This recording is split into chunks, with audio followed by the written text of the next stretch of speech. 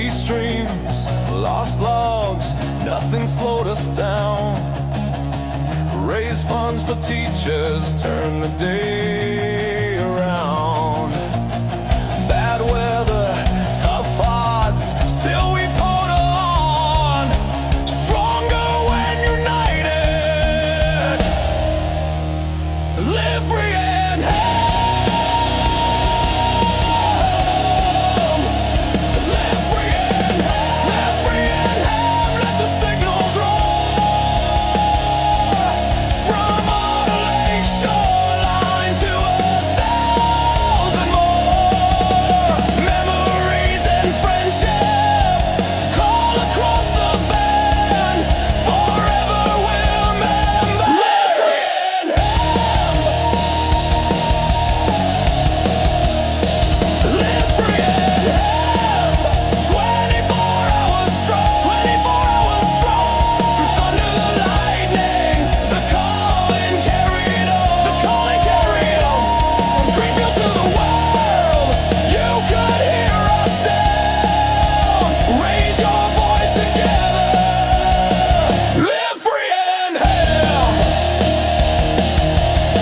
Let's do it again next year. Should we?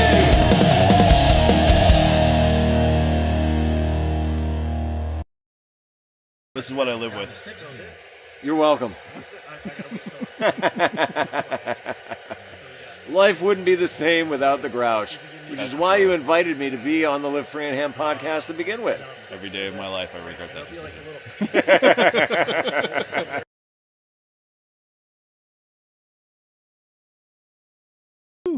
Awesome. Woo. Woo. I love that song, man. It invigorates me every time I hear it. And man, when I was editing that video, my wife was getting tired of, me cranking the volume every time I was editing. So hello, guys. Welcome. Good evening, everybody. Looks like we've got a fervor of folks in their chat, and we got a whole bunch of wonderful guys and gals and folks and hanging out here tonight. Welcome to the Live Free and Ham 24-hour POTA recap. Whew, yeah, we're all dried out. We're back to normal, and we're ready to kind of just get more liquored up, I guess. Start it all over again. So yeah, guys, welcome for hanging. Yeah, welcome, and thanks for hanging out as always. Hopefully everybody is enjoying that. And if you're coming in late and you want to do a quick recap, I so eloquently posted this up on our YouTube channel there, so you can go check that out, watch on the replay there. So if you definitely want to add that to your watch list, that'd be awesome. But otherwise, we got a ton of stuff to talk about tonight. I mean, we got things like, let me see, TI donation. We've got what I'm deeming N3FJP gate. We're going to get into, a whole bunch of some great stories. I'm sure all these guys have come prepared to talk and share some of their great memories. And we're going to get into some of the good, the bad, the ugly. And I've got some really good, news to share, with our donations and some of the goals that I think, Paul, I, and Todd had set out to achieve for the weekend. And I think we did it pretty successfully. So, with that, how is everybody doing? I guess, we'll throw it out to you guys. Everyone at once. In no particular order. Everybody just talk over each other, or don't talk at all. It's a full highway. We're all cramming into two lanes here. So, all right, go ahead, Grouch. You'll start it off.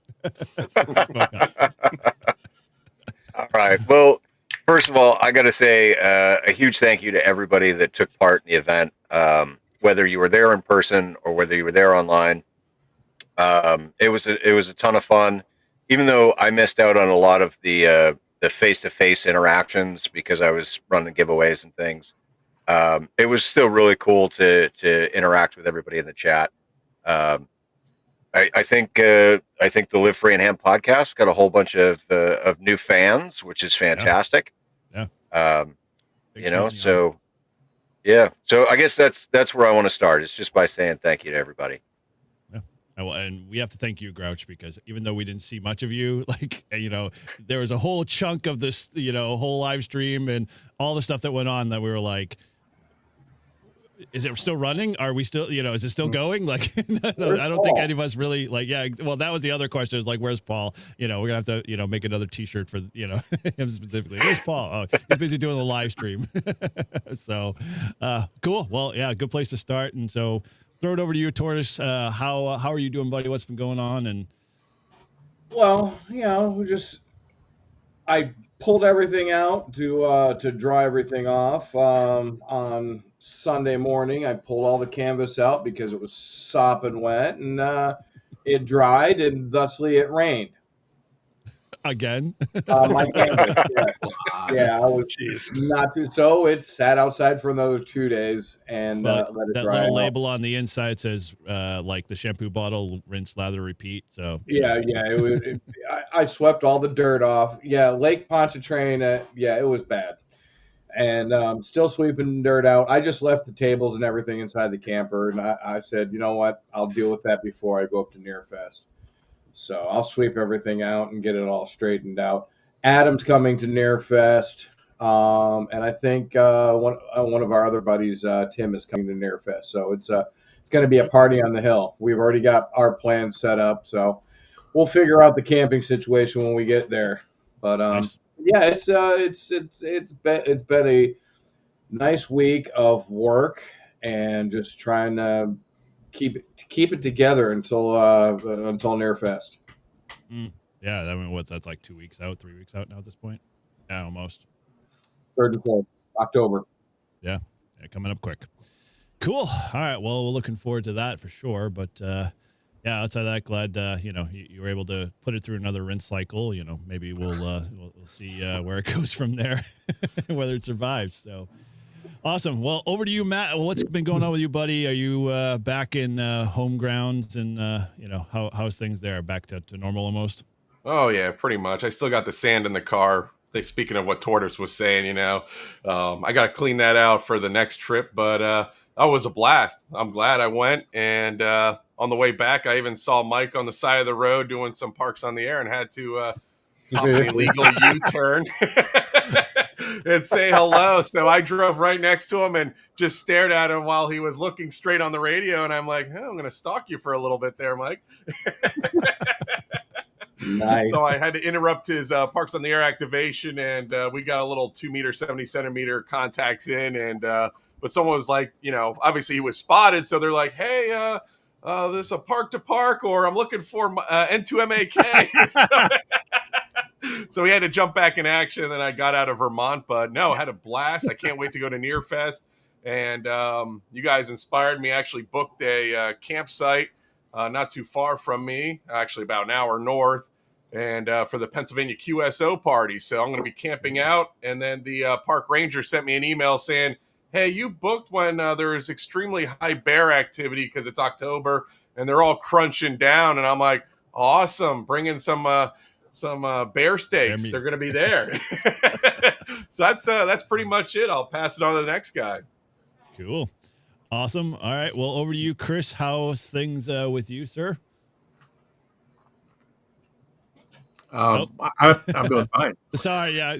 Sorry. Bricker. Crisis. Bricker. All right. So, everything's going great. Just back to the grind. It was nice to get away for the weekend, and New Hampshire's beautiful. Vermont's beautiful. New York. Can I forget New York? No. I don't know. Can you? Uh-oh, Mike. So long. Sorry, Mike. Sorry, Mike.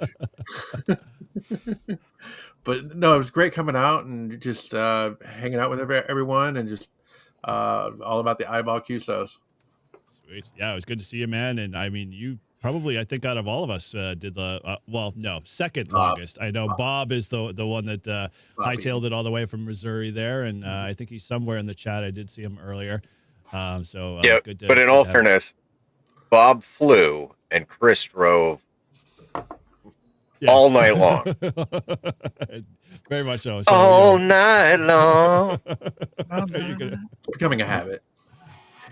I also did that for Huntsville as well, so I wouldn't recommend it. Negative 3 stars. Thank you. Awesome. Well, it's definitely good to see you, man. It's always one of those things that, you see people on the internet or, in YouTube chats and stuff like that, but you never really get a chance to do name to a face and do an eyeball Q. So it was good to finally say hello. And it was a blast having you. So with that, over to, Mr. Satellite over there, N2MAK. How's it going, Mike?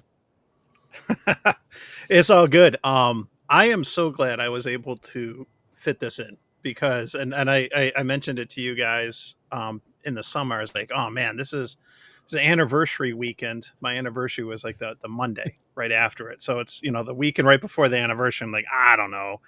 And for those who have kids, like that was the first weekend after back to school. And so much revolves around the back to school calendar.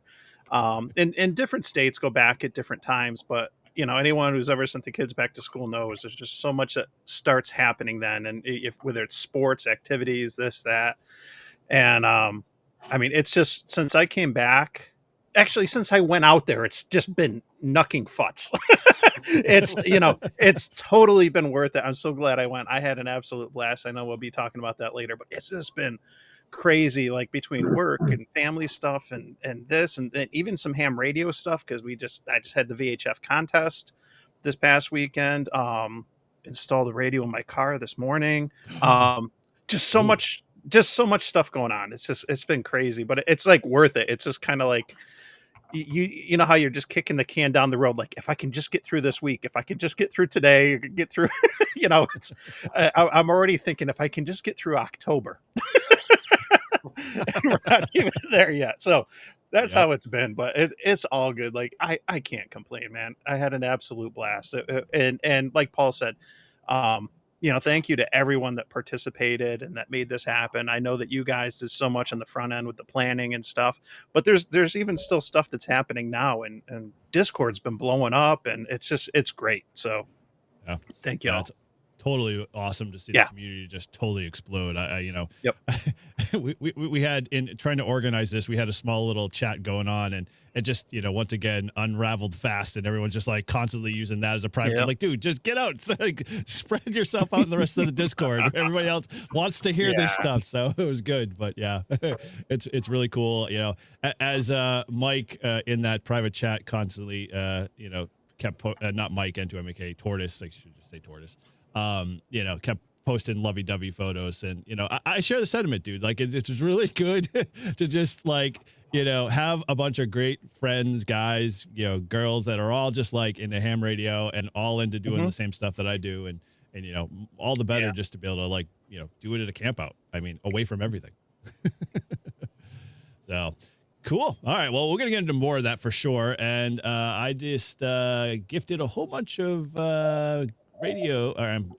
memberships for my channel. So I just want to do a quick reach out to that. Mike Smith, Ham Radio Tectonics, good to see you there. POTA Power's got one for me. Good to see those guys. They always get Ham. one. I know. Well, I'm the same way too, Mike. Every time, I literally can't get off of Grouch's channel and start paying monthly because right as I come to the end, I just recycle back through again. So it's just my luck, I guess. So and James K4 Truck there. Cool. Well, thank you guys and welcome to the channel. But to shift gears back, over to you, Chris. How are you guys doing? You and Parker, came all the way up from the Cape. My parents, section of the country, but good to have you guys on. How you guys doing? Yeah, we're doing good. We finally dried out. It took a couple days for my boots to actually fully dry out. But tent's good, so we're looking at Nearfest in the near future to get up there. It was really fun. Had a blast hanging out with you guys. So it was just great meeting everybody. And I'm actually thinking about doing a 24-hour down here. So trying to put something. You count me in, man. I'll be there, Chris. I'll definitely head down that way for sure. Mass is only 2 hours away from me. No problem. Yeah. So we're trying to do something down here, and it'll probably be in the springtime. Okay. Yeah. Sign me up. All right. Cool. But definitely had a blast. Just watching everybody do everything, and then the rain happened. But Wouldn't be New England without it, right? Right, exactly. As dry as it's been, it figured we'd go, and then there's what 4 or 5 tornadoes in Middle Mass.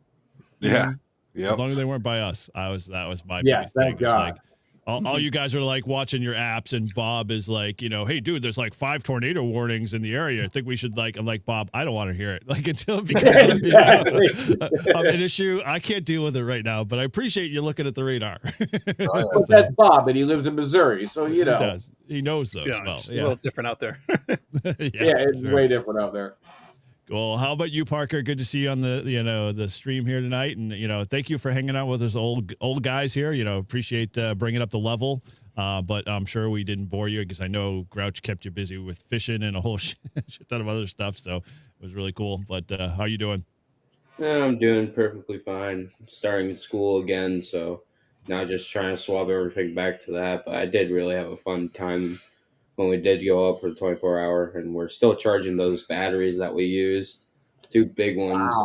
Wow. They completely were drained. Wow. Yeah. It took 4 days to fully charge 1 battery. That's how bad we drained that one. Wow. Ooh. You brought it down to nothing. That was crazy. Wow, that's impressive. Well, I think we actually, the one I borrowed from Ryan was similar to that same way. It was like I knew Ryan said he fully charged it, but I think when we got to a certain point, we were just, it was done, and we ended up swapping that thing out. And I haven't talked to Ryan if he's, recharged that yet. So cool. Well, good to see you there in the chat there. And Izzo, we definitely see you there. So good. Thanks for hanging out with us tonight. So, yeah, I mean, obviously we got a bunch of stuff that we want to kind of dive into, but I guess, I'll throw the question out to you guys, and, someone can chime in to figure out who wants to go first. We don't have to go in the order I did, but, what was like your kind of favorite memory out of so far, of the whole entire weekend? All right, I got this. Good. First, thank you to Tortoise for the 5 gifted memberships. Whiskey Zero Uniform Quebec Juliet. Kelly got one. Renee 6 got one. Bob Koff got one. And George, KC1 TQF, got one. My favorite part of the whole fucking thing was catching the fish. Yes. And I caught you catching the fish. Dude, it was such fortuitous timing that it was literally my 3rd cast, and I hooked into this 2-pound bass, and there comes the cameras. Paparazzi, man. Well, now you have a truthful story. It's not like you can say you bought this 2-pound, caught this 2-pound bass, and we don't have any photos whatsoever. Yeah, exactly. Wow. Okay. All right. Fishing. I don't see the correlation to ham radio, but that works. It's all good. When you can't play ham radio because of the rain, just go stand in the water and toss a line in. Yeah, guaranteed, man. And While there's lightning. An antenna line too. do QRP from the shore. Yeah. Cool. All right. Well, anybody else got anything you want to throw in? Yeah, I gotta talk about the antenna for 160 meters, because that was just not just was that fun, but that kind of saved the day with some of the operations and stuff. And I brought it up in Discord. Yeah, Without a doubt, that saved the day. Oh, phenomenally saved the day. Joe, in Discord, just me being me, and leave no band behind. I was like, all right, we got to do 160 meters, especially for operating overnight. We got to give some of those low bands a shot. And Matt and I and some others were talking about just throwing up a dipole or a random wire and some different things. And I think we kind of settled, especially when I just said, I'll bring stuff. I'll bring wire, I'll bring tools. We're going to build this thing in the field, which we did, but we'll see the layout when we get there. And I think we all kind of agreed the best way was just to do like a slope or random wire. And, being lazy, I had 119, 20 feet of, wire left of this B and Tech Go wire, and I'm like, let's see if we can just use this. And so We crimp on terminals, hook it up to or the Reliance 9-to-1, throw it up in the tree, and it's up there a good 40 feet or so. Nice sloper, not in the way. And where it came down to the feed point, it was going to be optimal for running coax to the station. So it just, it's like, this is going to work. And we got the G90, and G90 wouldn't even tune this thing. And we're like, what the heck? So I kind of was like, all right, maybe it's just a little too short, or so I opened up a brand new reel. And this is like, I wanted to try to get rid of the Bianteco wire, but I had a brand new reel of 100 meters of soda beams wire. So I'm like, fine, I'll open up the taking the plastic off. And so we had done the maths before, and we were like, all right, 148 feet is a good length. And it'll be just over a quarter wave. And so we measure it out. I had the measuring tape. This is like as easy it is just to cut wire and crimp on a terminal. It's a lot of wire. Like we needed a ton of space. And so we get it, we throw it up, and then like, screw it, let's use the 100 and something feet of wire as a counterpoise. Like, this is like, the counterpoise your wife told you not to worry about. It's 120 feet long. It's crazy, right? And the G90 still won't tune the thing. And we're like, what's going on? And Matt's like, maybe it's the coax. I bought it from the Handfest. The guy told me the coax was still good. And I'm like, what? We switch out the coax, and sure enough, boom. And not only did the G90 tune it, but the Yaesu FTDX10s, both of them tuned it with the internal tuner, no external tuner necessary on every single band from 6 to 160.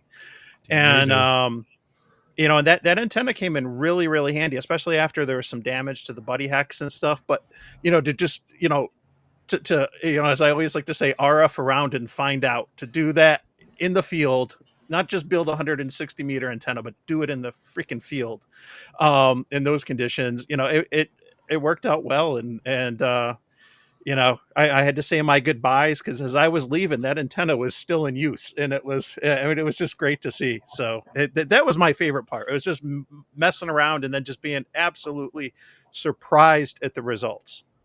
Yeah. Great antenna, man. Although I have one gripe and one complaint. Kite winders. Freaking kite winders. Put the damn wire on kite winders, because I don't know who wound it and stuck it in my truck and said to me, get this to ISDO. I know it wasn't you, Mike, because you had gone already. We were gone. I literally had the proverbial Christmas lights when I brought it in. It was like, the soda beams wire and everything was just like this big rat's nest of wire. And I was like, oh, I got to sit here and untangle this in order to be able to get it back to ISO, because you guys are like, oh, get it to ISO. I'm like, yeah, sure, no problem. And so long story short, I spent literally 45 minutes untangling. Although I have to give credit, the soda beams wire, that is slick as snot, my friend. That did not kink up. That did not hang up. I was just like, stretch it all out. All good. And true story from today. The soda beams wire. It's Wednesday, so I'm up early to get my first son on the bus at 5:30, and it's like, all right, WinLink Wednesday. I got my 30 meter end fed with the Reliance 56-to-1 and soda beams wire, and I got that strung up from the deck to the fence. And at 6 a.m, 30 meters was not my friend. I tried forever, could not get through on WinLink. Made an FT8 contact just to make sure things were working, and then just started to pack up. But I had not had coffee. So I get a text from my wife at in the afternoon, like, did you mean to leave the wire up in the backyard for the antenna? I was like, oh no, I totally forgot. It was early. It was dark. I forgot. She goes, okay, well, Jake got clotheslined by it. And I was like, what? So my youngest was riding my youngest likes to ride around on his electric scooter in the backyard and chase after the dogs. And he clotheslined it. Did you get that on video, security cam? No, I wasn't there. And I was like, and she's like, don't worry, he's okay. And I was like, okay. The wire's still up? And she's like, yeah. And I took it down when I got home from work. And I mean, I was like, this is good wire. I like the BN Tech Go stuff. The silicone stuff's nice, but like the soda beams is nice too. So it gets points for the strength. Definitely. Yep. So Izzo, your antenna is safely wound over in the corner, ready to go. And when you reach out to me in October to say, "Hey, come down," I'll bring it with me, and you'll be good to go. And you can deal with the long wire yourself and figure out how to wrap that thing. Shannon, how you doing? Oh, yeah. Hello, welcome. everybody. How Hello, are we all Shannon. this evening? Oh, we're peachy, wonderful, excellent. I All see the above. Shannon, other Shannon in the chat, and I'm wearing my Hillbilly Hams shirt that I won from the giveaway at the 24-hour POTA Campout. Nice. Thought that would be appropriate attire. That is sweet. That is sweet. Nice. Very cool. Well, welcome, and we'll kick it off with you, right? I mean, obviously we've already gone around once, but how you doing? What's going on? And we're just kind of talking about kind of one of our favorite memories, or things we have recall from the 24-hour POTA that was impressioning. Well, I mean, I'm sure nobody mentioned the torrential downpour and Oh, no, we didn't storm mention it. and Nope. 2 Nobody feet. mentioned it. 2 feet. That was a bit of an exaggeration. 2 inches of water. It might as well have been. Lake Pontchartrain. Yes. in the bottom of Mike's tent there. Well, What? There was a storm? Grouch, exactly. Grouchy was in there for the full, I know. giveaway. Never came out during the rain. That's why the RV was People, rocking. people were just like opening my door and throwing shit in on the couch, and I was like, "Yeah, okay." You guys As come with the the 24-hour tarp boat. Flying around. Yeah. Yeah, the big thing was the awnings, right? Because both Eric and I had our awnings out on the RVs, and I was like, "Oh shit! Like, look at that wind." Yeah, I don't know. Like when I got back, I was like, Todd's like, "Oh, I hit the button for the awning, but I think I also hit the button for the slide out." So the slide out was already like compressed inside the trailer, and I'm like, "What?" That explains like when I'm walking, I'm like tripping over things when I go in there, and I'm just like, "Why is this like this?" And then Todd's like, "Oh yeah, I hit the wrong button. I forgot to fix it." I'm like, "Okay, great." Yeah, I had to close the awning because Todd couldn't figure it out. That's not surprising. Which, hey, all in all, it was all good. I mean, I even had to spend like, a crash course trying to figure out which buttons do what. So it's all good. Which was Remember good when you back read in the the trailer. day when you had to crank an awning? No. No. Never. Oh, yeah. Yes. Wait, Shannon, they're not old enough. Oh, okay. Oh, kiss my ass. I'm old enough to know it's a crank. I just never did it.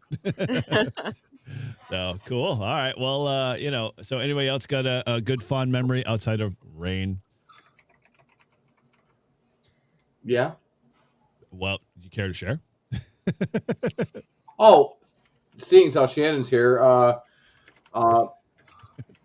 we employed Miles to become the water evacuation crew. Trench digger. I had a was shovel digging. in my truck, and I said, "Hey, you want to do something?" And he's like, "Sure." And I said, "Well, here's a shovel. Go dig a trench, drain the water out." he was out there digging. I swear to God, in the rain for 3 hours.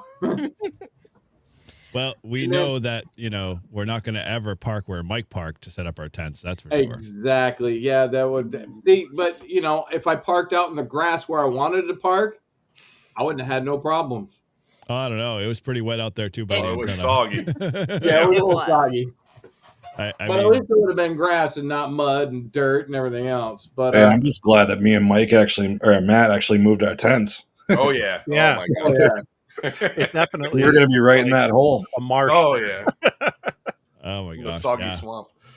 Yeah, it's funny. The ranger warned me of that, but then he was like, we probably won't see much rain this weekend. And I'm like, oh, okay, cool. He's like, yeah, it gets really wet fast. And I'm like how wet? He's like, well, it was flooded back in April all over this place. So, if that gives you any indication, then, you probably want to find the high points. And I'm just like, everyone will be fine. And, of course, everybody parked on the high points instead of putting their tents on the high points. So, yeah, lesson learned.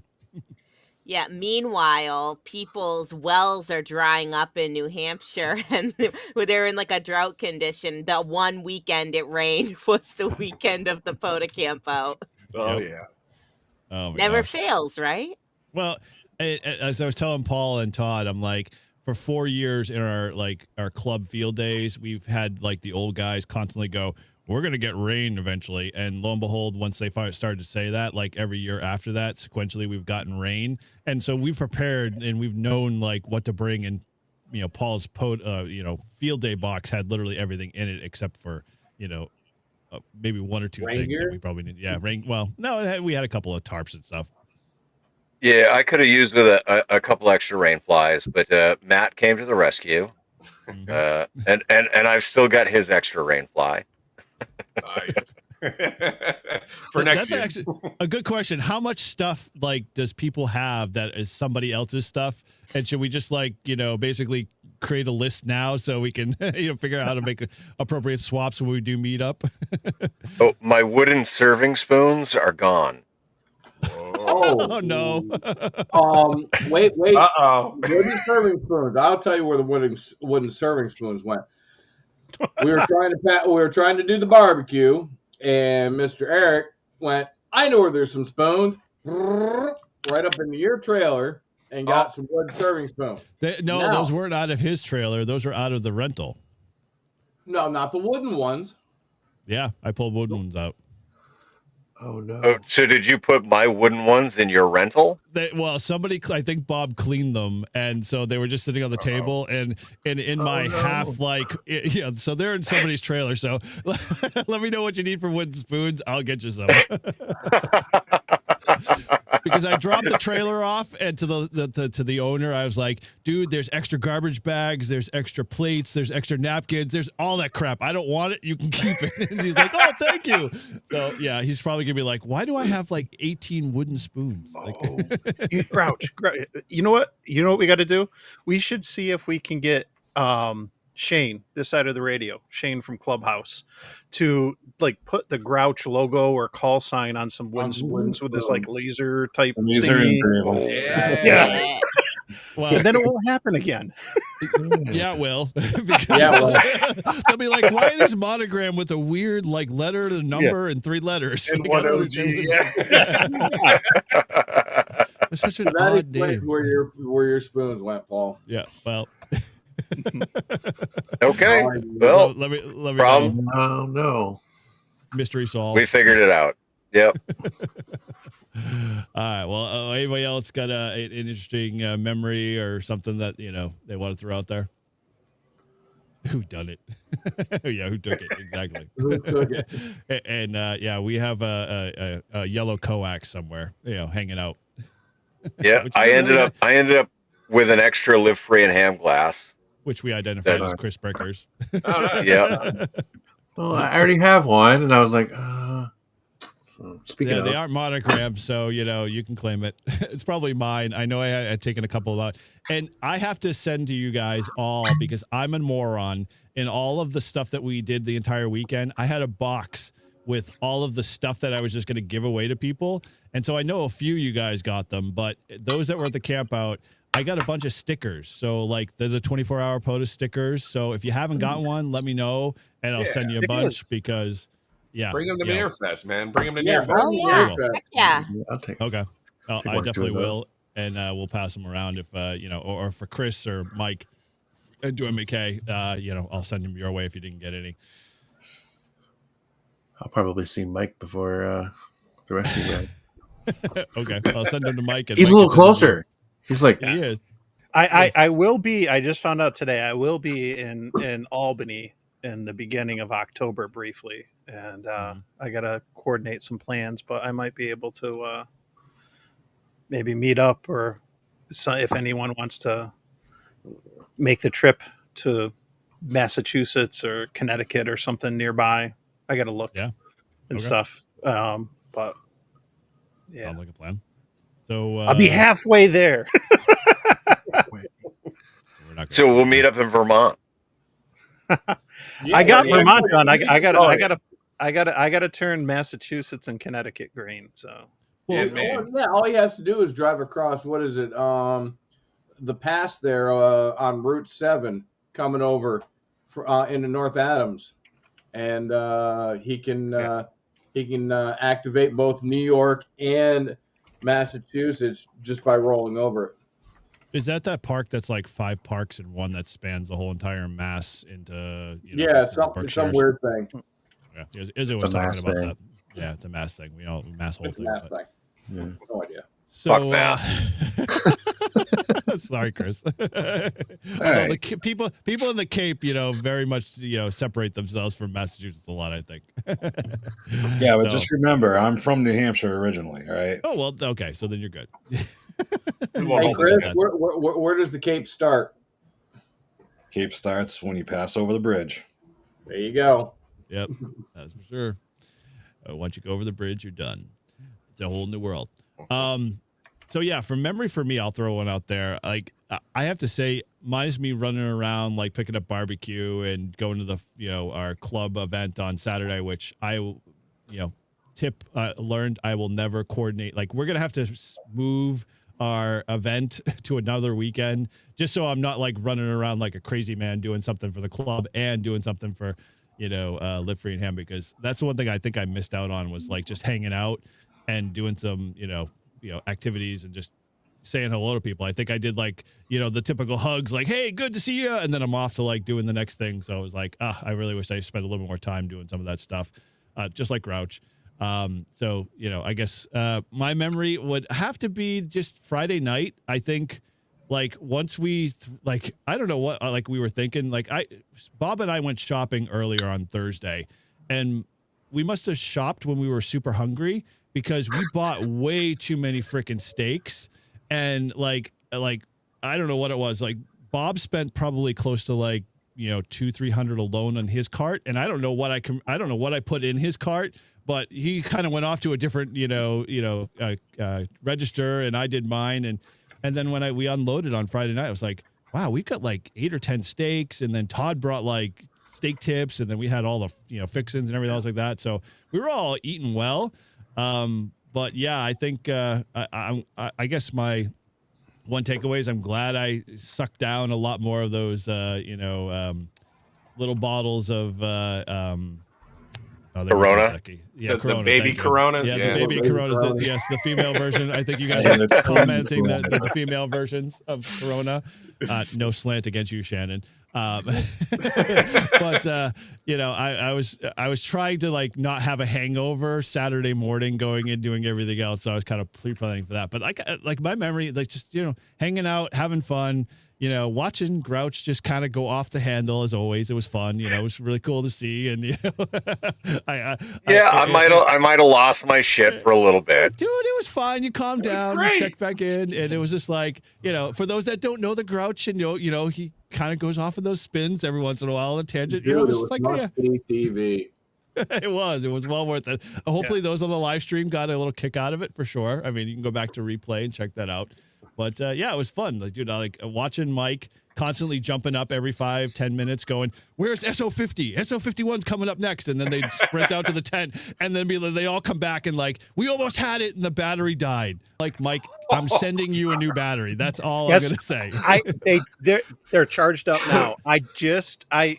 It was a fluke. I can't remember why I decided to look.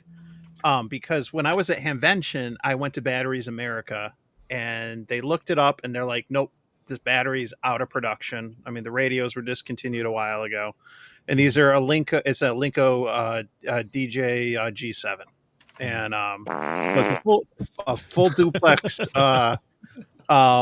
full duplex tri-band HT.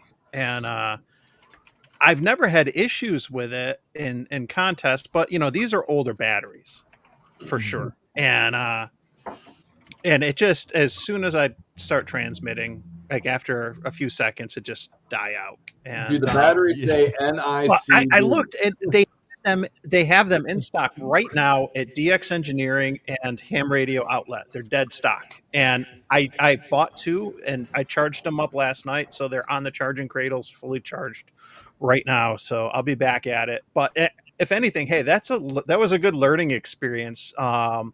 Yeah, I thought I might.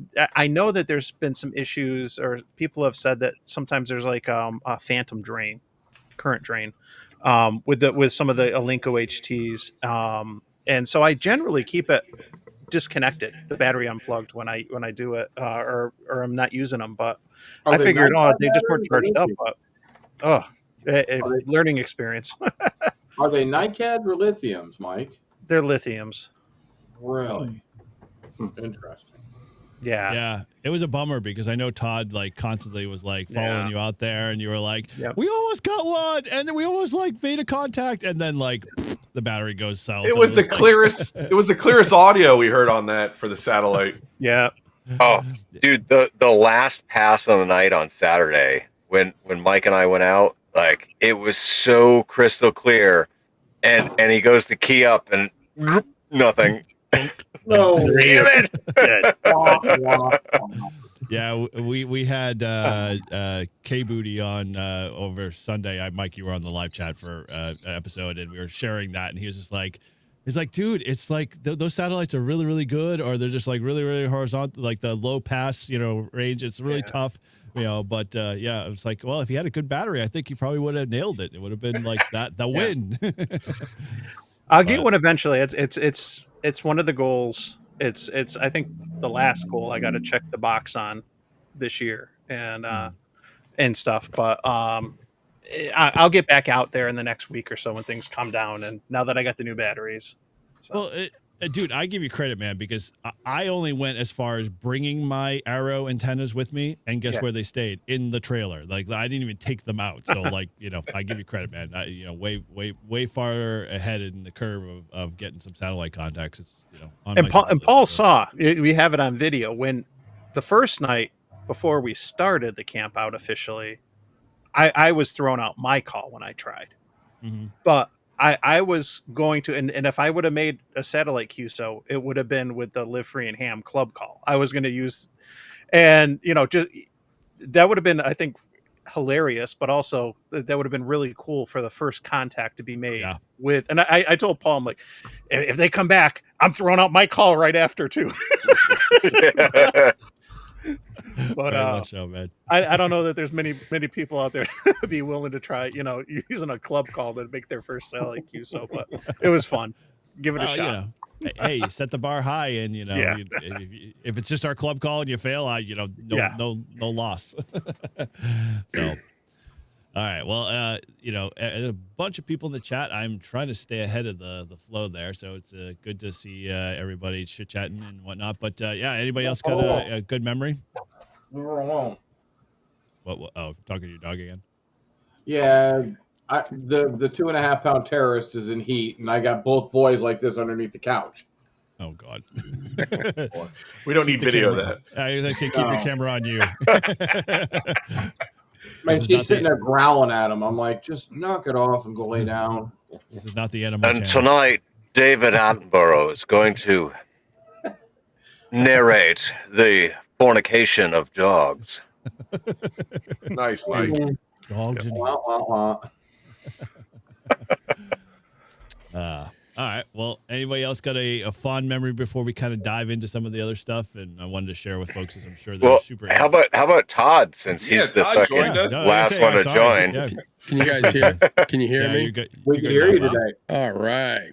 Sweet. So I don't know. I think the thing that was when the storm came, I mean, it was just freaking all out chaos. Radios were being ripped out of the wires were being ripped out. Tents were blowing over.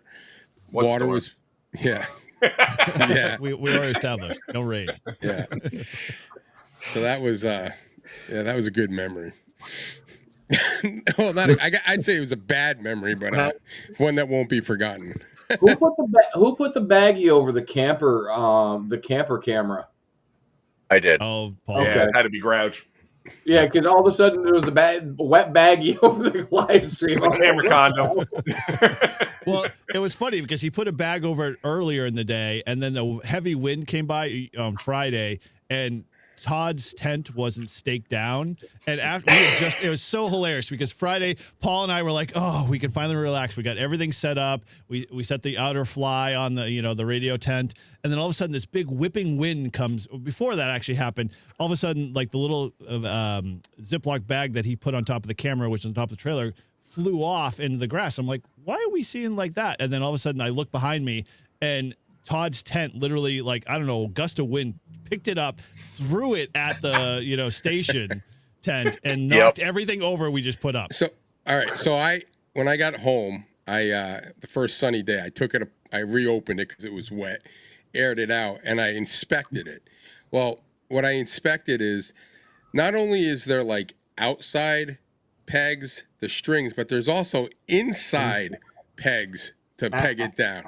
So I'm like, neither were done. Right. So now I'm like, all right, I need 7 little, like the metal ones. I need 7 of the plastic tent stakes. And then I need one of the strings was missing. So I need 6, but I'm going to get 7 real strings, not the cheap shit they put on like power cord with those tighteners. So next year, that thing ain't moving, unless, well, if it moves, it's going to rip apart.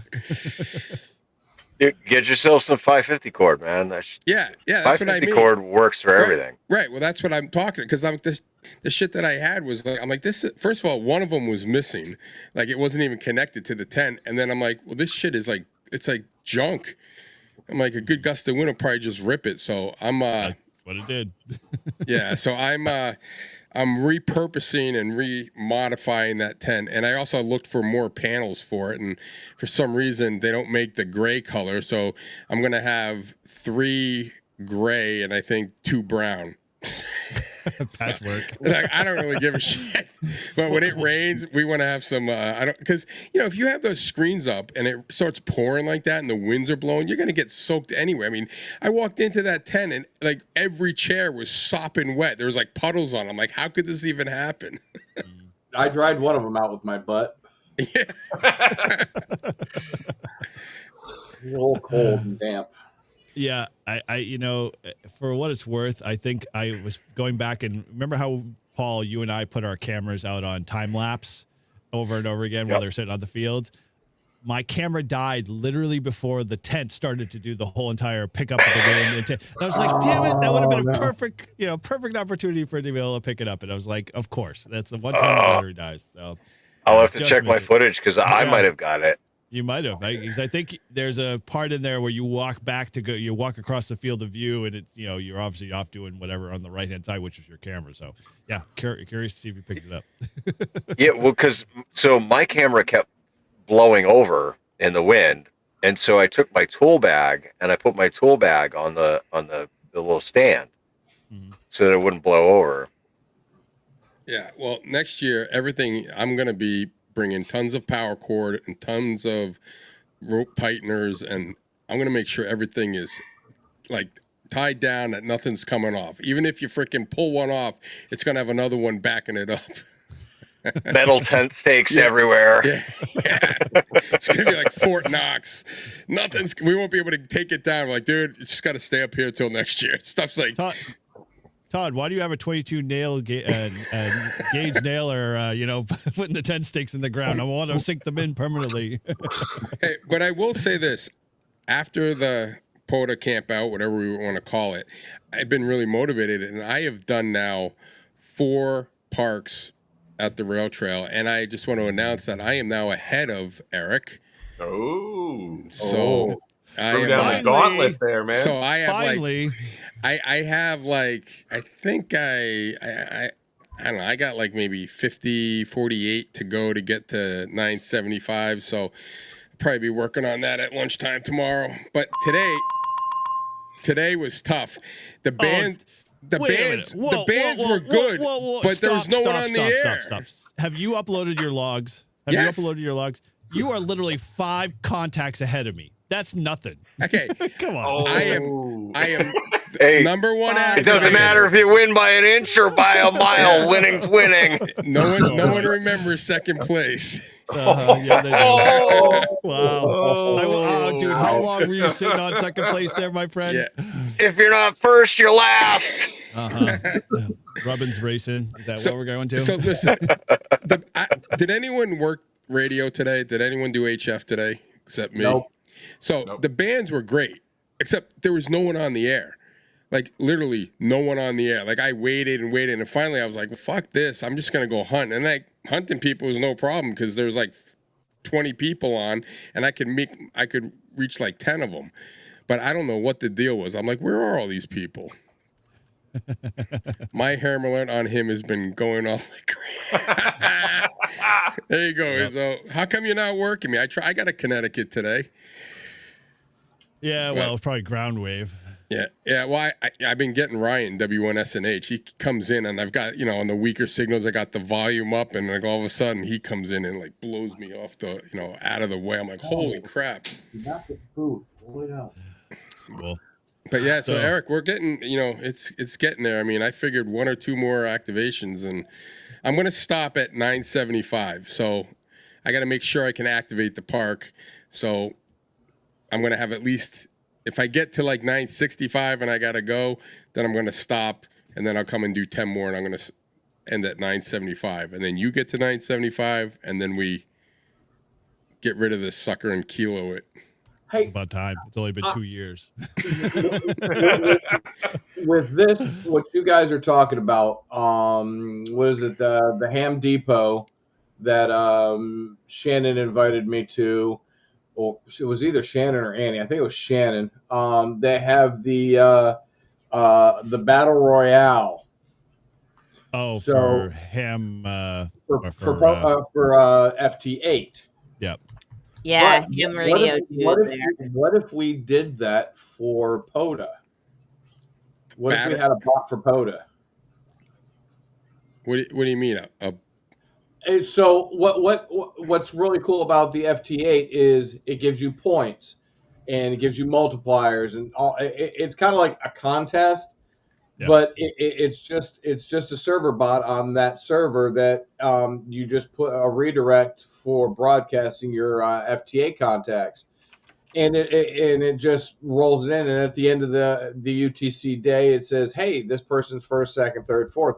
Why can't we do something like that for POTA? That'd be kind of cool. Oh yeah, that would be cool. Well, yeah, for FT8 it would be. Yeah, but No, like sideband it like, would be sideband good. would be a little tougher. Figure out how to do it for POTA. Well, as far as I know, good old guys over at World Radio League are working on that. So I'd done For POTA or for FT8? for POTA. So just have the number one POTA activator for the day. They're building in that gamification kind of thing. So I did a brew and activate on Sunday morning where we were talking about making gamification a real thing in POTA, and we're working on it. So Hey, you should text me before you. I always forget about that on Sunday mornings. Yeah, I forgot Sunday too, mostly. You got to like send me a reminder or Dude, something. you're not subscribed with notifications? I was sleeping.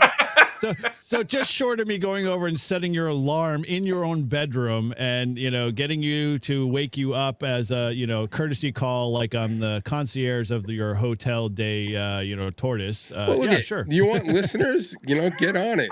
Dude, I have plenty of listeners, and those that actually that's want to be, Well, all I know is I get on the air and all of a sudden your listeners like bolt to the radio and be like, "We got to work Todd." Yeah, fine, whatever. Because because they all know Todd's like he's a misnomer. He's like that little glitch in the system. Like he just randomly doesn't do POTA for like 7-8 months, and all of a sudden he appears. Hey, I was doing a POTA on Sunday watching your live stream. Yeah, exactly. What's your problem, Todd? Go on. Because I totally forgot until Jabberjaws was like, "Oh, I just left Eric's, live stream." I'm like, "Oh shit, I could have been watching it while I was doing POTA." Hell, Yeah, I was whatever. running a ham fest, man. Yeah, I know. And he was still on my live stream. So Todd, all I have to say is, it hung up. It's frozen. Yeah, it froze up. Damn it. Screw it. All right, there we go. You're a huge There we embarrassing go. failure. OBS.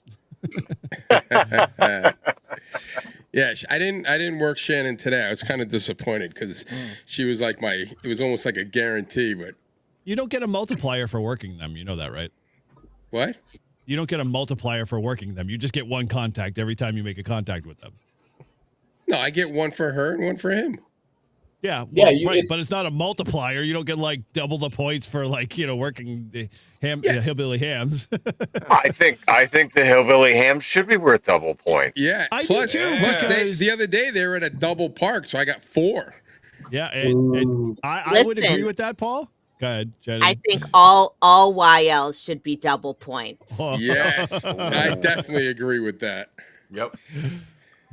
It depends. Like maybe if they're hunters, not like activators, because like you already have a leg up. Your voice alone just like gives you 5 more dB in general. No, so we like, disproved that, Eric. no, we didn't. CQ Singapore, November 3, Mike Foxtrot on CQ Singapore with N1JUR on CQ Singapore, over. We made like 10 contacts after that, Mike. Where were you when we did that? I need another beer. I'm already on my second one. Nice. I'm telling you guys, this is my like downfall. Like anytime I find like weird things, when you guys record videos, I just kind of cough and cut the clip. It's sort of like, ammunition. But anyway, so let's get back to the topic here. What was the topic again? Yes. 24-hour POTA, my friends. So obviously we had a great weekend. Any other great memories you guys have before we kind of dive into some of the cool stuff? Yeah, falling asleep at the radio, waiting for, I think, Chris to come relieve me. I'm like, and I literally like nodding off. I'm like, where is he? And then he's like, I'll be right back. I just got to go to the bathroom. Well, the bathroom's like a quarter of a mile away. It is. I'm pretty sure that Chris was so fucking tired that he didn't know what the hell he was saying. Yeah, dude, that's a schedule we got to work better on, because like everyone was like gentleman's agreement. Chris was like, I'm gonna go to bed at 1. I'll work the 1 to 3 shift, and I'll go to bed now. And then like Tortoise was like, I'll work the 3 to 5 shift, and like Tortoise gets up at like 1, and I get up at 3. No, I wasn't up at 1. I was up at 3. I set my alarm clock. I rolled out at 3. Whatever it was, we were overlapping, so like we all showed up at the same time, and it was like we were all just standing around doing nothing, like except squeezing each other's butts. But like it was like, come on, guys, let's. I've got a favorite one, and this I don't know if stings Paul or not. I'm gonna bring it up. Paul's sitting there working sideband. He's boom, boom, boom, and nothing for like 10, 15 minutes. It went dry. I said, all right, dude, I'll sit down and take it. As soon as I sit down, there's a pileup. Yep. As soon as wait, it gets better. As soon as I sit down, there's a pileup. The first set of contacts, KG4 VET and KJ4 ULZ, both Vaughn and Julie, first ones, and I was like, "Oh, you got to be shitting me!" And I thanked them profusely. So the other day, Julie sent him a picture. He was wearing the Grouch Army T-shirt. She goes, "I got to make up for that. I'm sorry."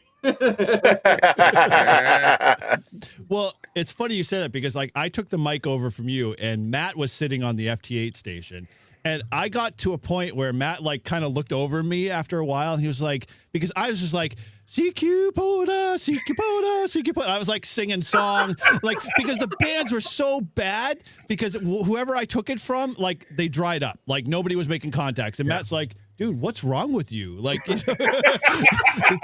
I was like, dude, I'm just trying to like, what did the Grouch slip you? Pretty much. I'm like, I'm surprised he didn't record it.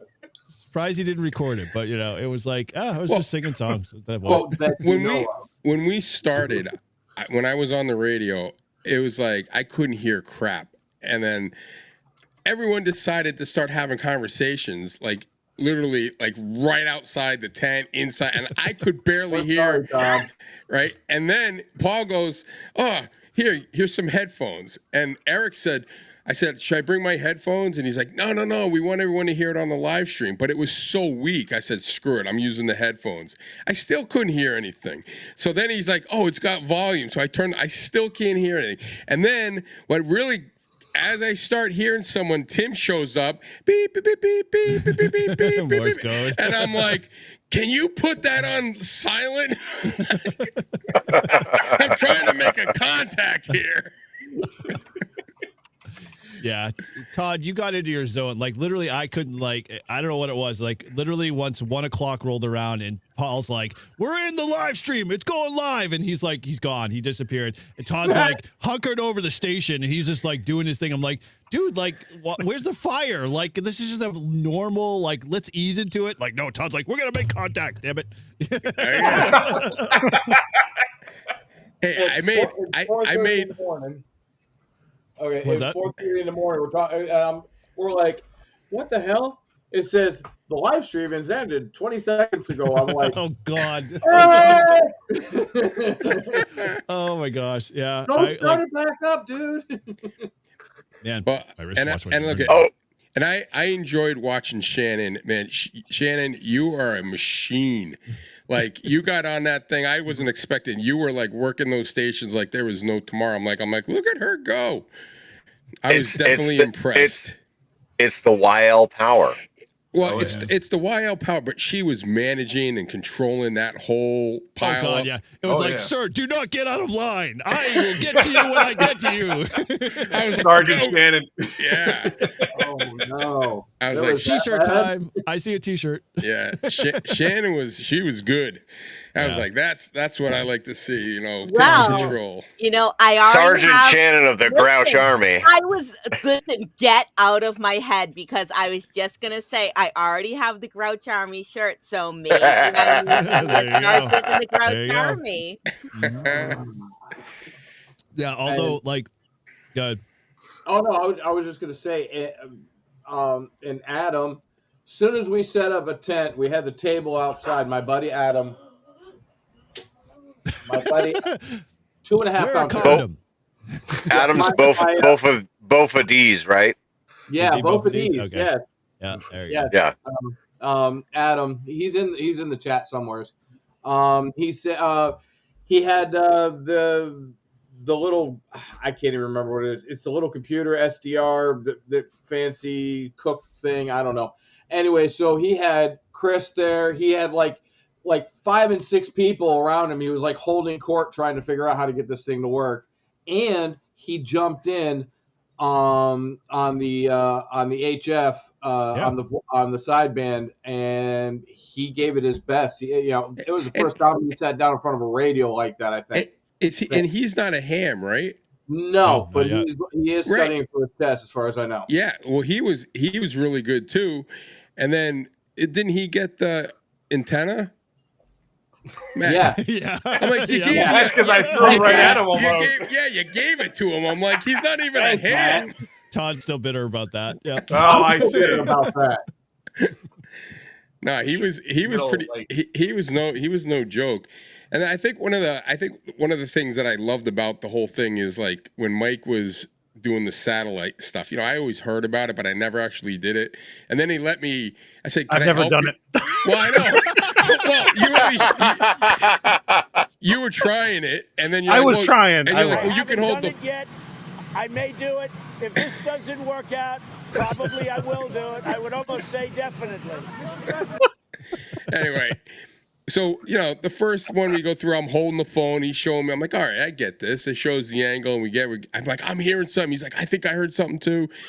And then I have the video of you guys. All of a sudden, it's dark, and all I hear is, "Oh, we're almost there." No, we're almost there. We're not right there. Whoa, I heard this one. Oh no, this one's gone. And like, oh, you're holding it wrong. It's like literally like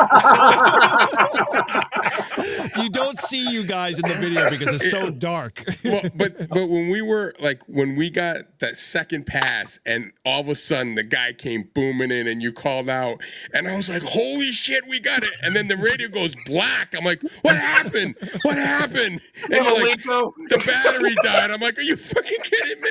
Yeah. Yep, you lost Todd very quickly. I was like, damn.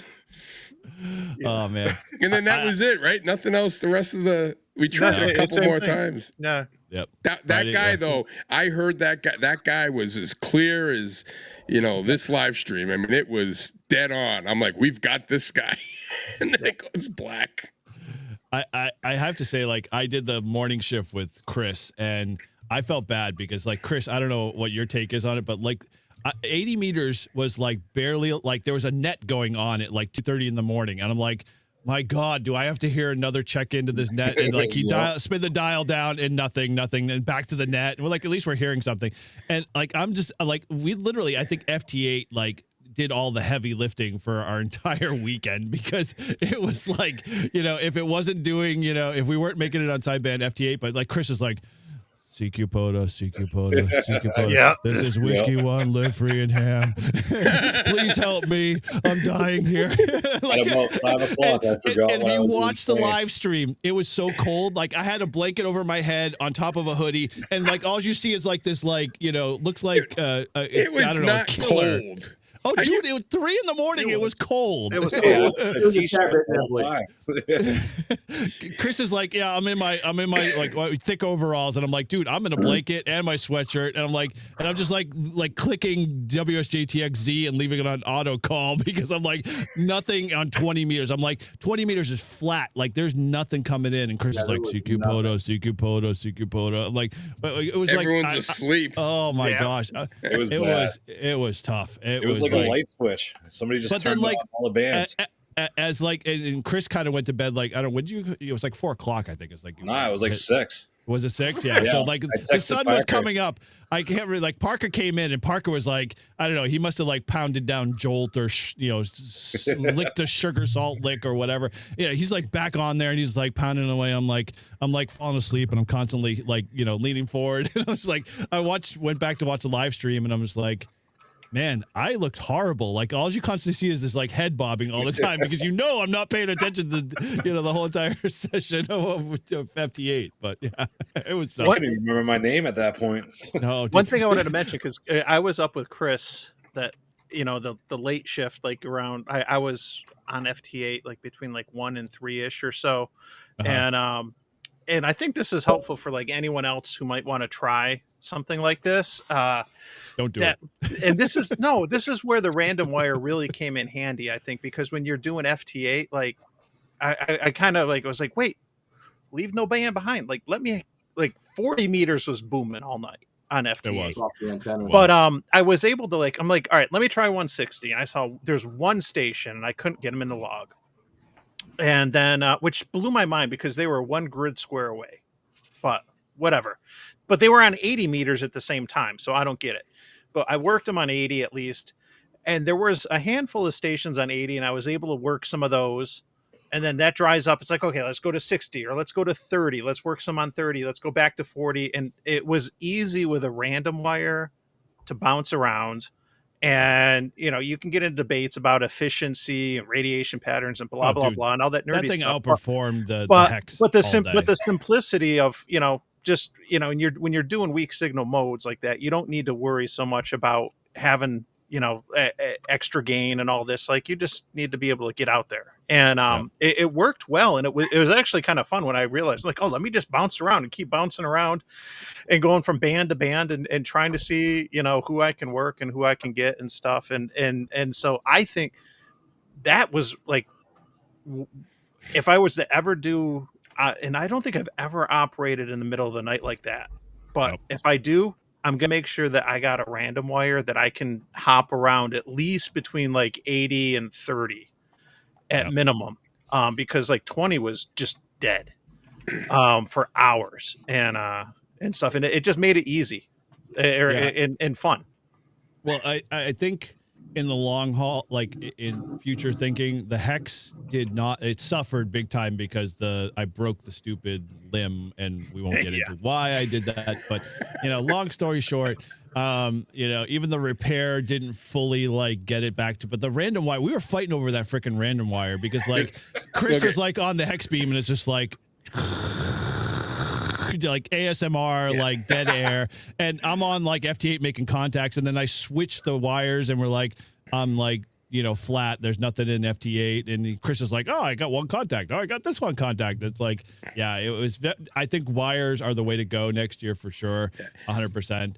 But I didn't even think about it. I had my end fed still up in the air. Yeah, just switched over to that. Listen, just pull all I know is when Mike said, you want to try the random wire? And we're like, is the coax going to reach? And he's like, Oh, yeah, I that think was so. hilarious. And then he put that on and all the noise went away and I could hear people. I was like, holy shit, this thing's awesome. I'm like, and then they're like, hey, can we use the random? I'm like, hell no, you're not taking this off the radio. This is for sideband only. Well, I brought. I hate to say that, yes, the random wire had less noise, but I think that could possibly because it was receiving less signals. But I am 100% a random wire heathen. Whoa. Those are some harsh words there, man. Damn. Now, We're more like playing pickup sticks with our butt cheeks than I brought the Reliance antennas 80 meter through 10 end fed half wave that we could have thrown up. Yeah. Yep. And not needed a tuner at all. Yeah. We had Matt there who I makes know. Reliance antennas. It's not like And then we had the we had all the best antennas in the we had world the right there. N2MAK engineer there too, and he built a really awesome random wire. Yep. What was that? I was going to say, Matt. What was it that I called it? Was it the Reliance end-fed random wire bug out Mark II? Mark II G. Yeah. Yeah. Dude, that's a mouthful, but yes, let's go with it. Yep. I don't know.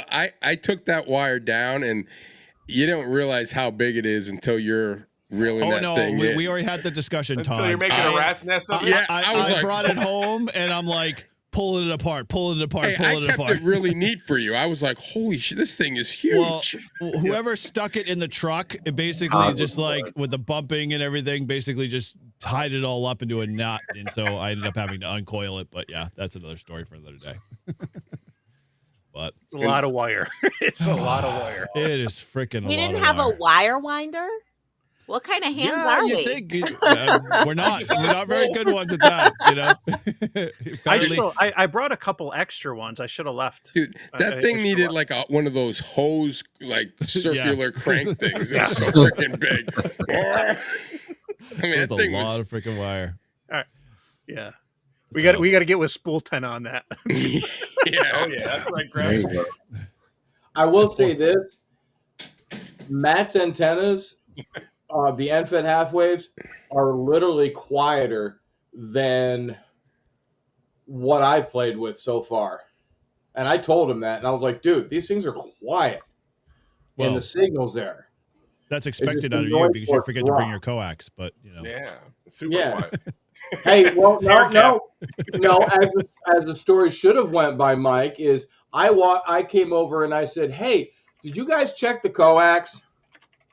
And they're like, no. And I'm like, hold on. I walked over, got my double choked coax and hooked it up, and that freaking G90 tuned like within 2 seconds. So very much so. I mean, with good coax.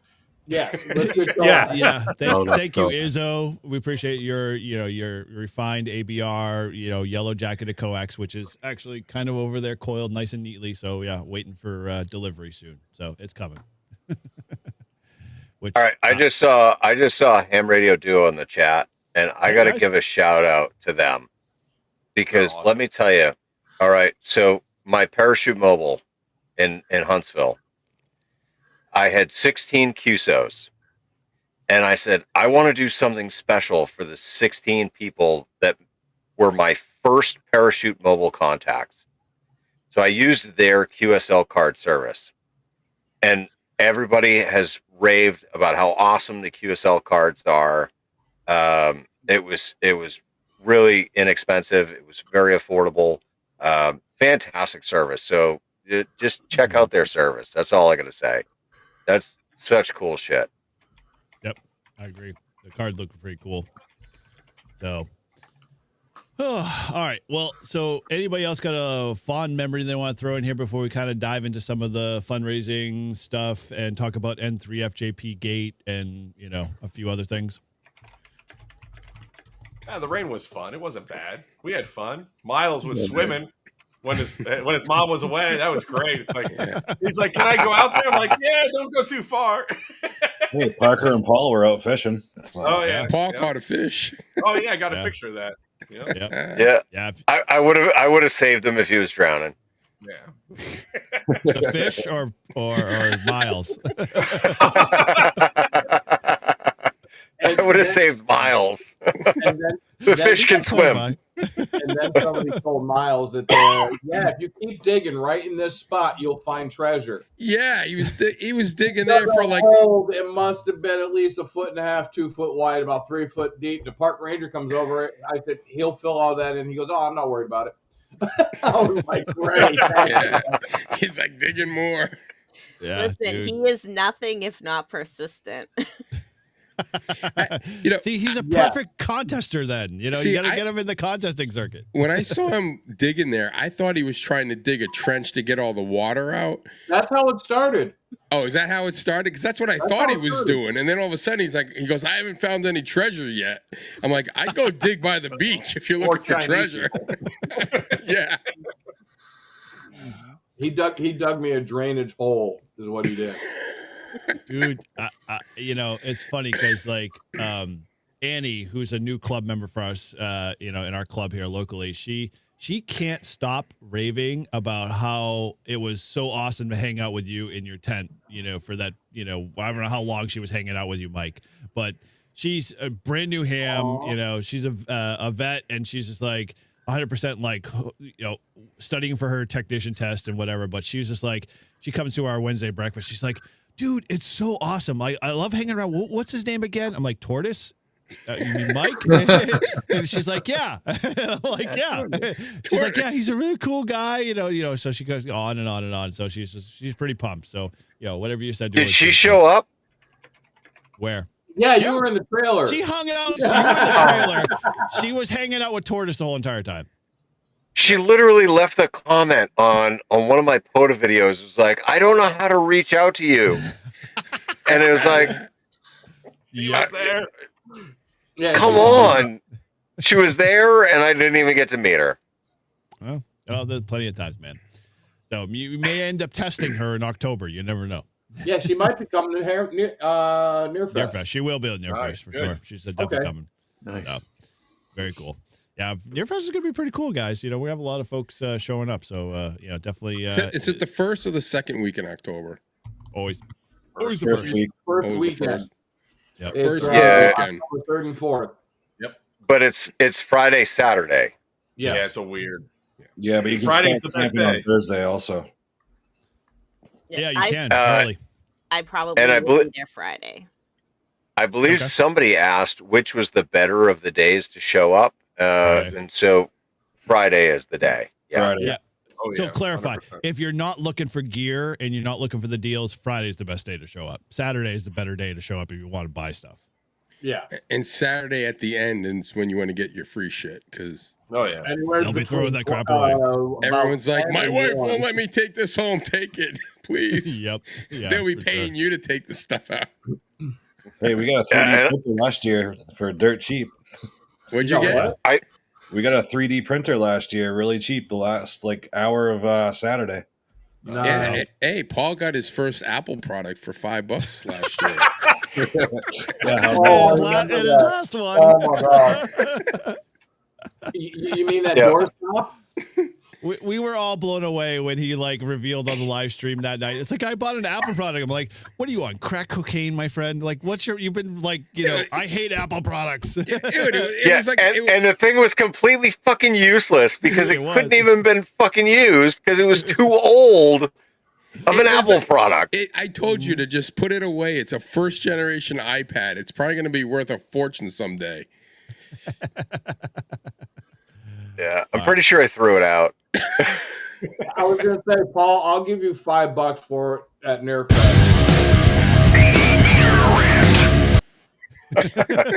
There we go.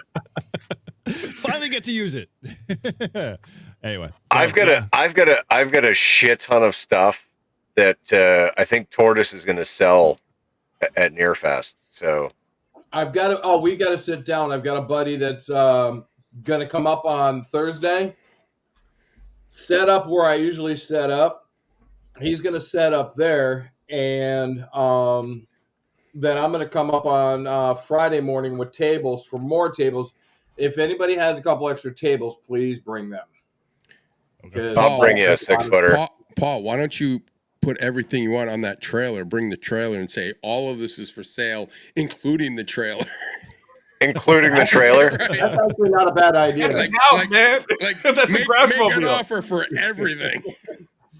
And how am I gonna? How am I gonna tow the trailer behind the RV? You got plenty of plans, my friend. I have no problem towing a trailer. Dude, I got access to a welder. We can hook you up. Better yet, I'll just tow it for you. Simple as that. That way we're perfect. It doesn't have a plate on it. It's not registered. It doesn't even have a VIN on it. It's a homemade fucking trailer. Even better. But we're going to New Boston. Did you see any cops up there? Yes, I got pulled over when I left because you did too. Me too. My camper did not have a tag on it, and I said, "Sir, this vehicle is registered in Tennessee, and this is a pop-up camper. And in Tennessee, you do not need a tag on a pop-up camper." He goes, "So how many nights did you stay?" Back, my driver's license. I said, "Have a nice day." He must have been a rookie. He must have been did he have a crew cut? He must have been like a rookie right out of the academy. No, he was a really nice dude. Oh my God, he was a nice dude. He's probably like, oh my God, I got someone to pull over. Holy shit. Well, he said he went past. I saw him go behind. I stopped at the little bodega there, the little store, and he drove past, and I saw him, and he went up and parked. Waiting for you. I pulled out, and he pulled in right behind me. He goes, "I noticed you didn't have a tag on your camper." I'm like, "I don't need a tag on my camper. Thank you very much." It's the Wombat Command Center, guy. New Boston scene in a while. You know what those things can do? Suck the paint off your house and give your family. Wrong button. Family a permanent orange afro. Anyway, all right. Well, so let's kind of touch base on some of the kind of bigger things that happened over the weekend, because obviously we alluded to, we did live stream somewhere along the line, and definitely had its own fill of problems and issues, which we thank God overcame. Because my grouch was like ready to like jump off a cliff, I think, a couple of times, because it was like, why did the fuck this thing not working? I did this on and on, but we worked through it. I just totally forgot we were live streaming. Like, it just never was in my mind. I forgot half the time too. Right? Like, I don't know. Like, we're live streaming. Oh, okay. So when that storm came, my mother was watching the live stream. And she was like freaking out and oh my God. She goes, "Did you make it? Get in cover. Get in cover. The storms are coming. The storms are coming." And she goes, "I couldn't see what was happening. It all went black." Oh, that's awesome. And then we cut. I'm like, there goes our boy, dead. He died. Got blown away. Tornado came. Died doing POTA. Yeah. Right. Dude, that would be most epic. That would be the most epic POTA event. All the tornado rolls through, wipes out a whole bunch of hams. We will forever be known. That would be so the bad. The 24-hour POTA that never ended. Yeah, right, exactly, or ended abruptly. We have to put the POTA flags at half-mast. Yeah. We might. Live free and ham. And then we all wake up. And we see the Munchkins from Munchkin Land. Yes. Oh boy. And we'd be like, "God damn it, we got to get to the Wicked Witch's place to set up a radio." Yeah. I told you. Kansas. We got to go see the Wizard of Izzo. The Wizard of Izzo. He is a wizard. It has to be the Wizard of Izzo. Don't pay attention to the man behind the curtain. Yeah, very much so. Very much so. All right, well, so let's kind of talk a little bit around some of the stuff that we work through and was part of, like, I think the big chunk of the weekend. I mean, obviously, if you were part of the live stream and you were participating at any one given time, we appreciate you definitely being on it because it was awesome. First and foremost, if we made contact with you, and we'll get into that whole section and contacts in a bit. But with that, we were doing a fundraiser for TI, so. Kind of one of the things that, near and dear to my heart and one of the things that we do in our club is that, we want to make sure that, ham radios being, displayed and, pushed into, the schools so kids can learn about, electronics and that type of stuff and ham radio in general. And so we, as a club, we put a local teacher here in state of New Hampshire through TI, and so with that we were like, Paul, I, and Todd were thinking like, well, why don't we just do a fundraiser for TI as well? Because I think we could definitely help further that along, and I know like folks like HR2O and K Murder and all those other guys have done fundraisers, so why not? So Paul set it all up and we got going, and I have to say, like, at the very end of it, like, I was blown away because I think, with all of the donations and, for that full 24 hours, at the very end of it, we ended up raising $1,000 to give to TI. So I have to say thank you to everybody. You guys are totally awesome, for putting, into the pot and being able to just, be able to give TI $1,000 to be able to donate. And we did a lot of stuff. I mean, there's a whole bunch of stuff going on. So like, I mean, we didn't really drive home the fundraiser stuff, but so you guys just, took up the mantle and started, giving, as you saw, along the way. And so there are a ton of people listed that, I will definitely, give some credit to when I'm putting together a side video, with all of that stuff. So, keep an eye out for that. But yeah, dude, it was totally awesome to see that we were able to give $1,000 to TI, and I sent that off to them earlier this week. So that's all done. So yeah, it all boils down to, all you guys, the listeners, the subscribers, everybody sticking out at 2:30, 3:30 in the morning, donating. I was sitting with Chris going like, that was a donation that just came in at 2:30 in the morning. Like I'm not coherent right now. Like, why is someone donating, kind of thing? And so like it was just mind blowing to see people just giving. It's like, oops.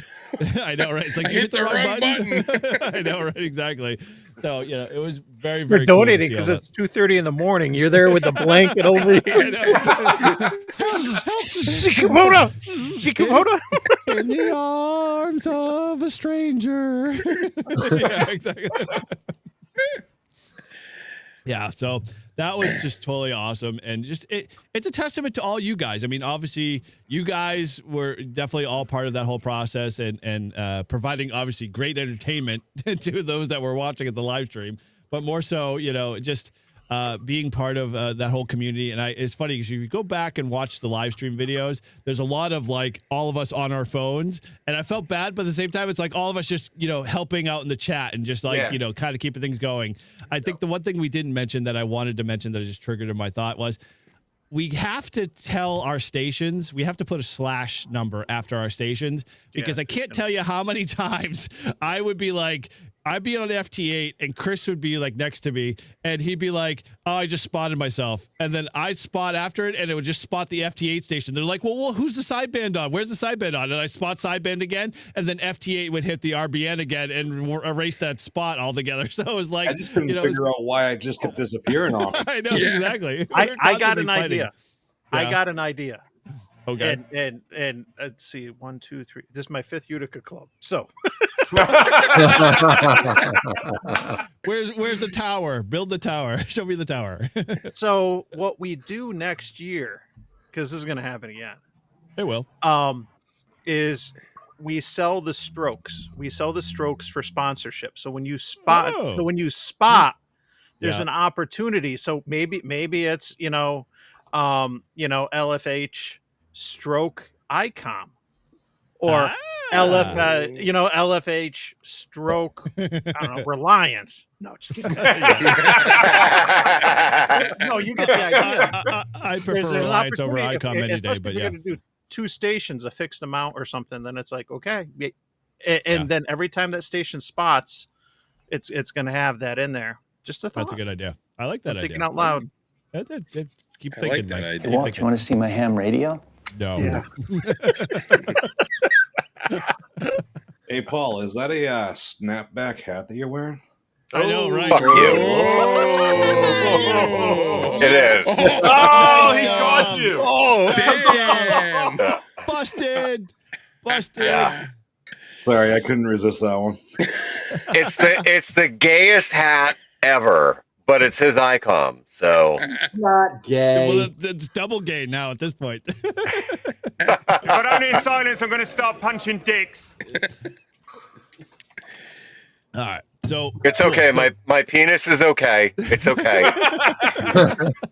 my penis is okay. That's not what she said. Superb. All right. So now we get on to some of the other stuff. So yeah, we're gonna have to chalk this up as like the N3F GP gate is what I'm gonna call it. I mean, we're gonna call it what a spade is a spade kind of thing. For whatever frickin' reason, we struggled hard with N3FJP, and the jury's still out. We're still trying to recover logs and do data analysis and working with the vendor to try to basically restore from backups and the all the other IT jargon. The bottom line is I did figure out one of our issues.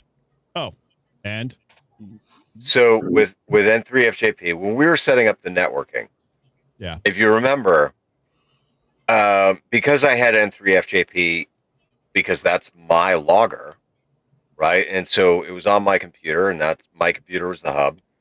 It said Shack PC, right? But Shack PC was the HP Elite desktop before I built my computer.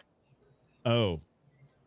And so what we did was we changed the name of the computer to match the name of my computer as Grouch Command, but we didn't change the name of the server to match. And so the server stayed named as Shack PC, or vice versa, however it worked, right? And so when I went to go save the log, it was like, no, you can't do that because you're trying to save it as Shack PC, and Grouch Command is the server, and you need the server to save it. Right. So had we from the start fixed both names, we probably wouldn't have lost the logs. Well, we sort of and did. So that's partially my fault, I will say. Well, and so there's a couple of things. I agree with that statement and what you just, kind of done your analysis. But the other part to it is that the other PCs knew where to send the data. And so when we opened up the new file on your PC as the hub computer, that file actually has data in it. I don't know where the data is, but the file says it's like 80 gigabyte. Or like it not 80 gig, it's like 80 megabyte. 80 megabyte, I should say. Sorry, I should have another use. I was like, that's a lot of that's more than 500 contacts. I've got to finish this one. Yeah, so it's the Utica talking. Exactly. So sponsored, yeah, exactly. So there is some data somewhere. Where it wrote it, I don't know, because it makes no flipping sense that the software can function and write out 500 or 250 contacts for each of the times that it failed, and then just make them disappear. Like, they've got to be written somewhere. So I've got a couple of laptops that I'm digging through to try to figure out where there might be some temporary files and maybe, surgically, merge them in because it's a Microsoft Access database. But hey, Eric, I bet you if you reached out, to Scott Davis, he can help you. Already am. There's a couple of suggestions that he has provided me and that I'm trying. But the thing that we're not doing is having the PCs and Paul's PC all on the same network, kind of at the same time. So that's my next step I think we have to do to be able to see if we can just magically all of a sudden they say, oh, I see so-and-so. I see the Grouch Command machine, and, the logs magically appear. I'm just going to do it in a polo. Ham to gay. Well, That's it. I had a suggestion presented to me. If we use World Radio League and we all log into the same account Yeah. from the different computers, which you can do, you can see the stats as you go along. So I am, we'll say, at a place right now that I am entertaining new logging ideas. But I'm also looking for someone that's not Todd, I, or Paul, who would be more than willing to be able to take ownership of that for next year and come up with a rock solid solution and test the shit out of it. So no matter what, the only thing that would be the failure point was the fact that the laptop battery died, and, for whatever reason, following Mike's radio, kind of, saga, it would be, that would be the problem with one workstation versus all of the workstations. So yeah, well, let's try it for shits and giggles. We'll set up an account that is N1LFH, and we'll go from there. Whiskey one, yes. Oh, sorry. Yeah, Whiskey one. The only cool N1 people is me and Eric. Yep, exactly. We kept it that way on purpose because I'm an N3. What about Mike? Well, you are. Mike's an N3. Or N2. N2. Yep. N3. And Matt is an N3. So we're not just cool people anyway. We're a cool club. Look, all right. You fuckers like to drink whiskey. It should be whiskey. W for whiskey. Oh, right. We drink whiskey. We don't say whiskey. Yeah. Bourbon. It shouldn't be N1OG. It should be whiskey 10. Oscar That would the be Garage. weird, man. I don't think that would work at all. And actually, go ahead. Interesting sidebar. I'm going to sidebar really big time here. I found out that the Grouch originally on the Sesame Street side was originally orange, not green. What? Really? Yeah. Yep. Yes, the original Grouch was orange. Yep. He went into a swamp, ended up absorbing all of the swamp algae, and became green. Wow, that is some Grouch lore. I did know that he was a different color. Did not know the backstory of how he became green. There you go. So now you know. Did you also know that today is Slimy's birthday? Oh, I did not. Is it? Aw. Yeah. The Grouch sent me an email letting me know that today was Slimy's birthday and asked me to sign Slimy's birthday card. Wow. nice. Did you? No, of course not. Oh, it was like scram. Buzz off. Leave me alone. All right. Well, so, for those, with the hope that we will hopefully have a contact log, we're working on it. Give us time and patience because, we're trying to do our best to be able to hopefully stitch back something. We at least know, I think, Grouch, you said on Ham Radio Clubhouse on last Tuesday, what was our final number? 517. Okay. So not bad. I mean, we reached our goal. That was 517. Next year, we're going for a kilo. Bands will be good. If we go later in the month, the bands will be way better for sure. Yep. But we'll get some good 10-meter action, which would be phenomenal. Oh, dude. Yeah. 10 meters was, it was just dead air. It was bad. So, Listen, if we didn't have to stop for 3 hours for a storm, also, that did screw things up. Yeah. I think by the time we stopped, we were only at like 187 at that point, and that was still slow going because I figured by like mid-afternoon, when I brought the barbecue back, that we would be somewhere around 300. But it was just like I looked as I dropped the food off. I was like, "Oh, how many contacts we have?" And Mike was like, "Oh, we're only at 187." I'm like, "Are you kidding me? Like, what's wrong with you guys? Are you not doing anything?" He's like, "No, we are. That's the problem. We're fighting over one antenna." Well, after the storm, I was looking for I'm like, where'd all the radios go? There's and there are parts in different campers. Like half was in our camper, half was in Paul's camper. I'm like, then there's wires everywhere, and I was like, is this wire even connected to anything? Yeah. I'm like, where'd the computers go? Oh, it was a mess. Storms are killing ham radio. Yep. Yes, that's for sure, man. That's 100%. Let's figure out how we get rid of storms.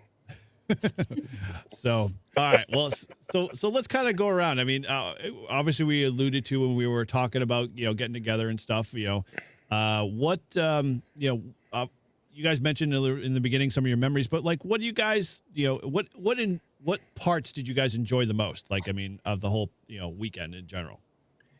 Anybody? Well, you know what really amused me was how far people came to do this, right? Mm-hmm. Like, Oh, yeah. I mean, Chris, you drove from what? Illinois, Ohio, Illinois, Ohio. It's all Close the same enough. to me. Matt's from Pennsylvania, but Bob Kopp. Look at this guy.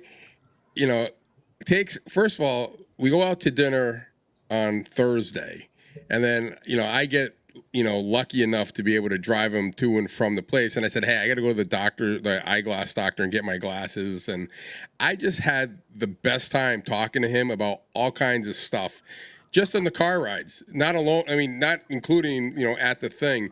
And like, this guy flew all the way from Missouri to come hang out with us for a weekend because he watched the podcast and he liked it and he just wanted to hang out and do something different. And it was just awesome. And it was a great excuse to get away from misery. Yeah.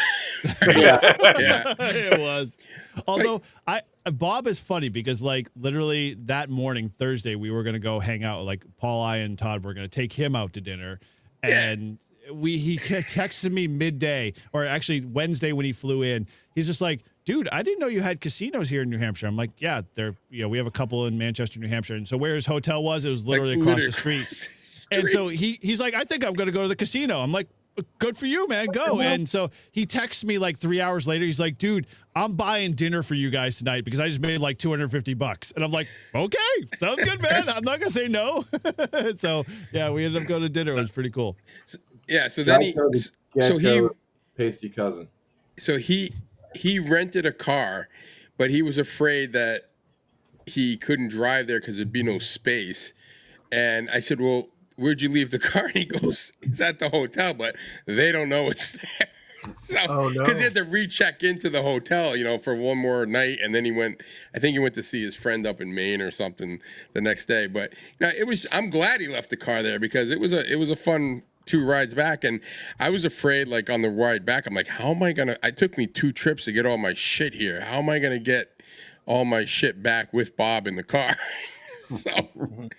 But I did a much better packing on the way back. So Bob, thanks for the rides and the conversations and talk. Thanks for going to the eye doctor with me. And I hope you come back and next thanks year. for dinner. Yeah, and thanks for dinner. It was a good time. But yeah, I was shocked about how far people came. I mean, I felt like I knew Mike because we've been doing live streams for a couple of years now, but I never met him in person.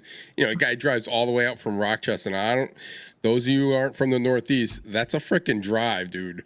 That's not easy. And it's not a fun drive either. New York. No, actually, it is a good drive. Yeah, it's not bad. Yeah. Well, the worst drive is driving, like at least Matt is not from like Pittsburgh, because if you've ever driven across Pennsylvania, that is like death. Like Grouch did it.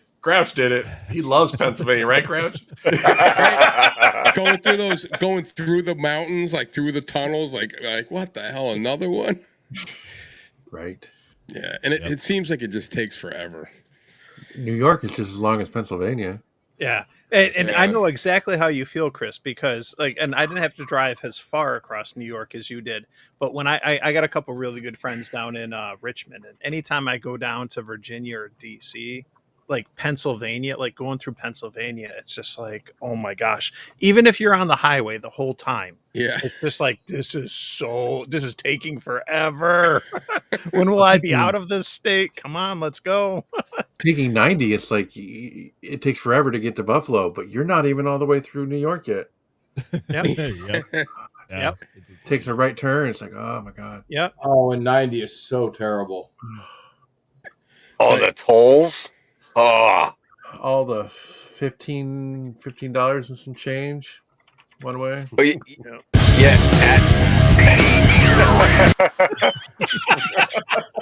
yeah. All right, Chris, add 2 extra axles to that. Right? Oh yeah.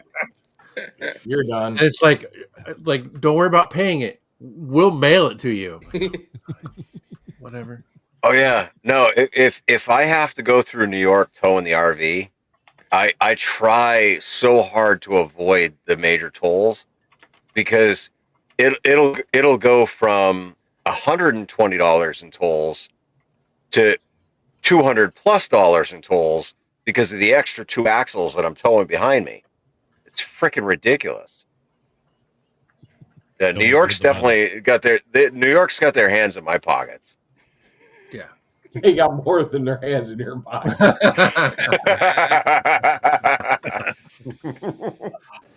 I did not come down here just to get jerked off. Oh, Jesus. No, I would have liked to get jerked off. At least reach around, right? That would have at least made it feel worthwhile. Sorry, Shannon.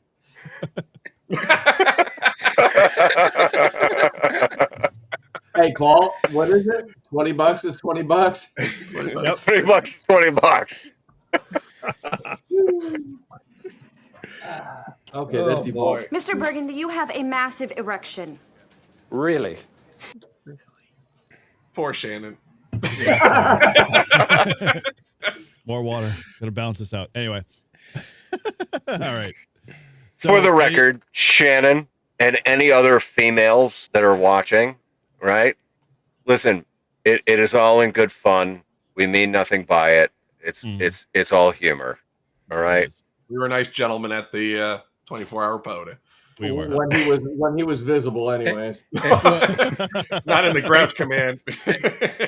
Except during the net. Except during the net. Except when I woke him up on Saturday morning. Did we talk about the net yet? Don't ever take net control from Grouch. That's my takeaway. Like seriously. Yeah. Do we want to talk about the ground? I think Mike said to me, he goes, "What do you think we should do?" I'm like, "I think we should give him some whiskey." Yeah, it would really help. He needs that. Add fire. Add fuel to fire.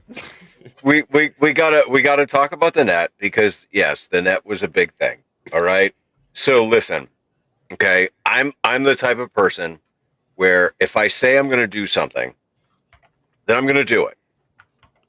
And I had made sure I had tested our equipment ahead of time. Everything was functioning properly. I had even talked to Tom, AC1J, on the club repeater. And he was like, yeah, we're going to make some changes, blah, blah, blah, blah, blah. It's going to make it better. I was like, great, because it's working perfectly right now. So that means I know I've got the net. And then we were dealing with some live stream issues. And I looked at the clock and I said, oh shit, it's 7:01. I need to go and fucking get at the radio so that I can run the net. And so I was at the radio at 7:02 and somebody else was running the net. And even though I jumped in and I said, hey, I'm here, I'm ready to do it, for some reason, I wasn't heard. Propagation. Everybody else was. How it happened to be that just I wasn't heard. I don't know. But yes, so I got a little fired up. I got a little hot under the collar. And I said some things. Not that I regret anything that I said, because everything I said was 100% factual. The net does not need to start exactly at 1900 hours. If people need to wait even 5 minutes, that's okay. People can wait 5 fucking minutes. It's okay.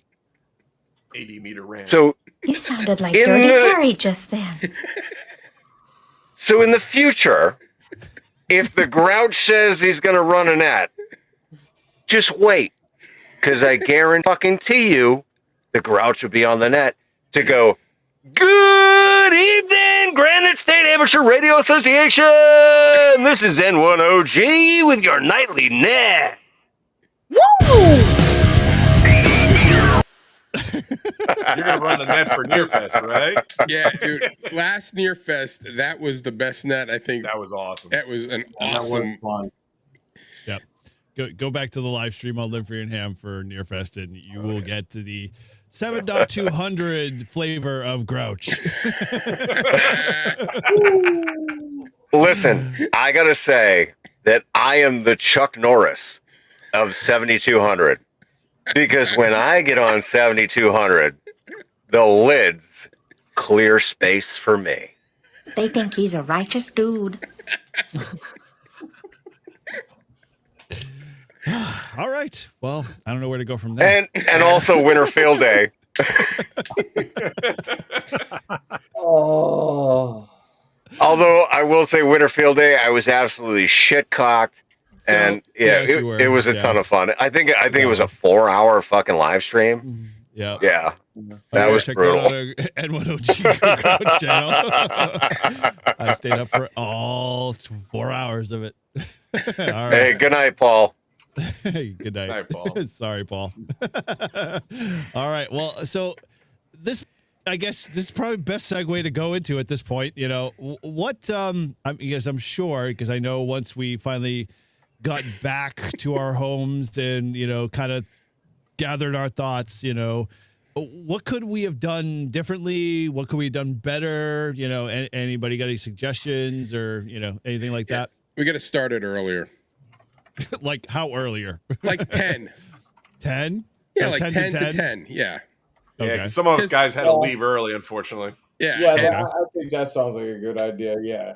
Because we were like all sitting around like, well, what do we do now? We're all ready to go, and we're just waiting and waiting and waiting. So I think doing it. I mean, it doesn't have to be 10, maybe 11, but people after 24 hours want to get home, and people driving far just want to get out of there earlier than later. I felt really guilty when I got home because I didn't have a lot to unpack, and I was exhausted, and I just kept thinking of all you guys that are still probably driving as I'm sitting there on my dropping trailers off. Yeah, dropping trailers off. I'm like, wow. I'm like, and then I see Eric. Well, I'm still unloading. The stuff's still in my truck. Yeah. It's like, so I literally got home and said, screw it. I'm only bringing the stuff that I know that's going to spoil into the house. Everything else is just sitting in the truck for at least 24 hours. What I didn't understand, right, was when we were leaving, okay, Eric left before I did. And then Todd and Bob were following me. And somehow my electronic brake had come unplugged. And so I was just like smoking the fucking brakes on my trailer.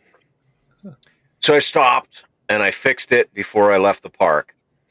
And then I left the park and I get going down the road and I look in the camera and lo and behold, who's behind me but Eric? Nice. And I was like, how the fuck did Eric get behind me dude, when he left before I did? When I left, I went back up to the lodge to do a final checkout and a bunch of other stuff, as well as drop off a few things that they were looking for. So by the time I left, I figured I'd still be ahead of you guys. But then I'm following Grouch and I'm like, I'm smelling brake dust. I can't figure out where I'm come. And apparently, because I forgot to turn my brake controller on when I picked the trailer up the first time, and I'm going through Derry, and the hills in Derry are deep, slopes, and I'm I have to I'm watching the GPS. The GPS is oh, take a hard right, and I'm like, oh crap, and I'm on the brakes, and the trailer's pushing me forward, and I'm like, oh, maybe I should turn the trailer brakes on. That might help. And so once I did that, I was like, okay, cool. I can stop gripping the top of the steering wheel there and bending it. But yeah, it was a little lesson to learn on the way there for sure. But I might need new brakes after visiting you guys. I was coming down the hill and I was braking all right, and I think I was a quarter of the way down, all of a sudden, oh no, you were down to metal. Sparks. Your wheels are lighting up. Yeah, for sure. I haven't towed in a while for sure. That's definitely can scare the crap out of you after a while. Chris, did you go out through Vermont, through to Brattleboro and stuff? Yeah, those freaking hills suck. Dude, they're scary. Like they are. We have a placement out there where the girls go, and like I refuse. I get them out of there before winter because I'm like, I am not driving over those freaking hills during the snow. I couldn't even imagine those. Yeah, Like, they have, and they even have like, yeah, they have those truck. I've seen trucks run off into those things because it's so freaking steep. The runaway the lanes, runaway. Dude, I'll tell you though. So, Bricker had to have gone over Hogback Mountain. Dude, Hogback is fucking beautiful. Oh, It yeah. is. We stopped. I got some cheese. What do you do in Vermont? You get some cheese. Did you stop at the Mannequin? I stopped at the one on the bottom side. There's a restaurant. Yeah. I didn't So go there. after you come through Hogback, right? On the left hand side is Mannequin, and that is the coolest little bar pub. Like, yeah, and it's in New York. New York is almost as bad as Massachusetts, but it's in New York, but it's the coolest little stop. So if you're ever in Hoosick Falls, New York, yeah, absolutely 100% stop at the Mannequin. I remember leaning over to Ian, and I was like, "Hey, is someone sick? Because who's sick? Hoosick." Exactly. I gotta Bad say, joke. I gotta say, I called out on 5-2 a lot on those hills, getting up high. I called up out on 5-2 a lot, and the only contacts I made on 5-2 were on the throughway in New York. That's horrible. Oh yeah, like it was. I was like so excited when I'm like, all right, I'm calling out now, and nothing. There's a couple guys that listen to 5-2 through Albany and Schenectady on 90. Yeah, that are always there. Every time I go through, I throw my call out, and they're like, "Hey, Mike, what are you doing?" Yeah, I can't remember why I heard them. I heard a long QSO for a bit. I didn't jump in on it, but I did hear them, and there's definitely same thing out by Buffalo too. There's a lot of activity, Simplex on 5-2 there, but I was all excited. Anytime I get up high on some of those mountains and stuff, like going through Vermont, I was like, yes, I'm going to call. Disappointing. It's disappointing like, because no. you get up to there, you're like 5-2 calling CQ. You know, no one's answered at all. Yep, dead air. I used to drive all the way out to Albany, and you know, for clients and stuff. Yeah, always painful. Yeah. Then I went all star. Okay, so anybody else?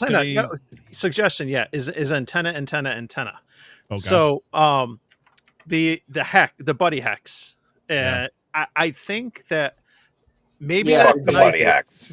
Maybe it's a nice daytime antenna, but like for whatever station that's like hooked up to, and I think it gets to be directional. So then you got to worry about swinging the beam around or paying attention where you're pointing that thing. But I do think, like, obviously in a perfect world, like if you put up a DX Commander or something like that that's omnidirectional, is going to have nice low takeoff angles. That's sweet. But the fact that we did not have we only had one station that could go above 30 meters in the evening was not good. And 100% agreed. And I remember Grouch and I talking for a little bit, like, about switching the, the random wire over to the digital station, which we did, and then putting the voice station on the buddy hex and aiming it towards Europe, and hopefully, in the middle of the night, 20 meters will start to open up. But like it was a struggle. Yeah. And so I think, and you can still use the buddy hex, but if you're going to do that, then you do something even as simple as just put up like a quarter wave vertical on 40 meters, because 40 meters was banging throughout the entire night on FTA. And if you can get below 7.2, you're going to get some of the DX into Europe and stuff. And that's just as simple as like a 33-foot wire on a mast. And if you just got to hit the antenna switch after dark and switch it over. But, that said, you could accomplish the same things with an end-fed halfway for 80 through 10 or something that you switch over to on a voice station, and so yeah. So Shannon says, I would agree 100%, Mike. I think definitely the Hex did not perform well. I'm not that the Hex is not a decent and good antenna. It's not a great antenna, because my experience with it has always been just exactly like you described. Once you get into the night hours, you end up losing the 40 and 80 and all the other things. I would be better served two things. One, obviously what you had said with the wire antennas, but I think we should think about a log antenna too, just for receive. Oh yeah. On both radios, and basically being able to pick up those weak stations. Sure. We had plenty of space to do a log in many areas and not have any problems. So that might be something we want to think about maybe next year. Why not just do a delta loop at that point? Yeah, delta loops are great. You could do that. Yeah. Parking area. Parking and camping area. Someplace a little bit like cul-de-sac-y instead of where we can put everything around. Oh yeah. Or something a little bit not so restricted. Because I mean, that grass would have been great if it wasn't 2.5 feet below grade of the road. Right. That would have been great. Or maybe say, hey, before we come up, can you guys grade that parking area? Yeah, they're not going to do that. No, I know.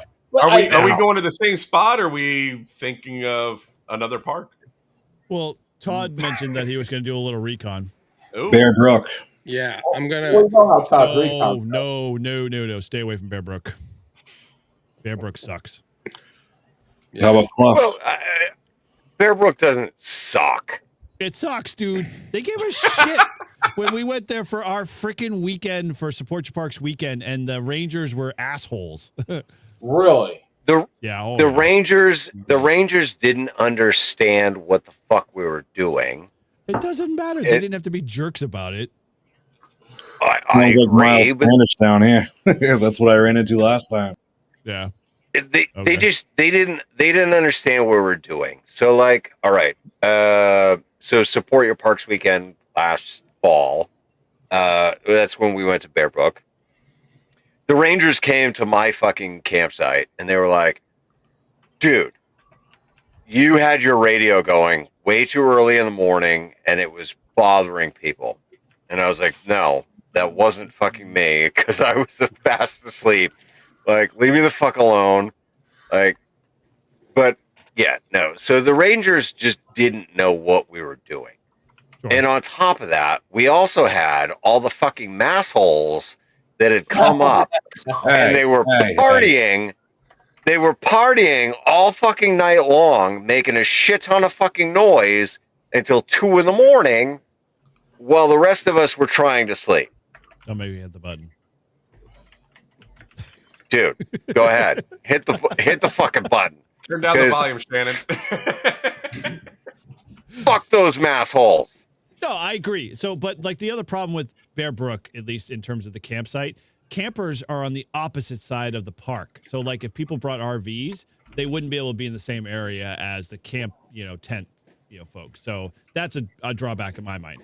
But Todd, you said that, there's a couple other sites at Greenfield that are a little above the elevation where we were at. Yeah, so there's other parts of the park, just not right by the lake, and it doesn't have the electricity. But there's fields where we could park that's higher up. So like if it rained, we wouldn't be like in the swamp. I mean, when I called Alec in April, we were going through like all that rain, and that whole parking lot and beach was underwater. He says you couldn't even get to it. So he says, don't worry, I have other spots. I just haven't seen those spots. So I'm going to go back out there. I'm going to activate the park. I'm going to cruise around and see if I can take some pictures of a better spot that would suit us, maybe away from transformers, but we might lose the access to being right next to the beach and the real power from a building. And I don't know how close bathrooms would be. There were group campsites all the way in the back.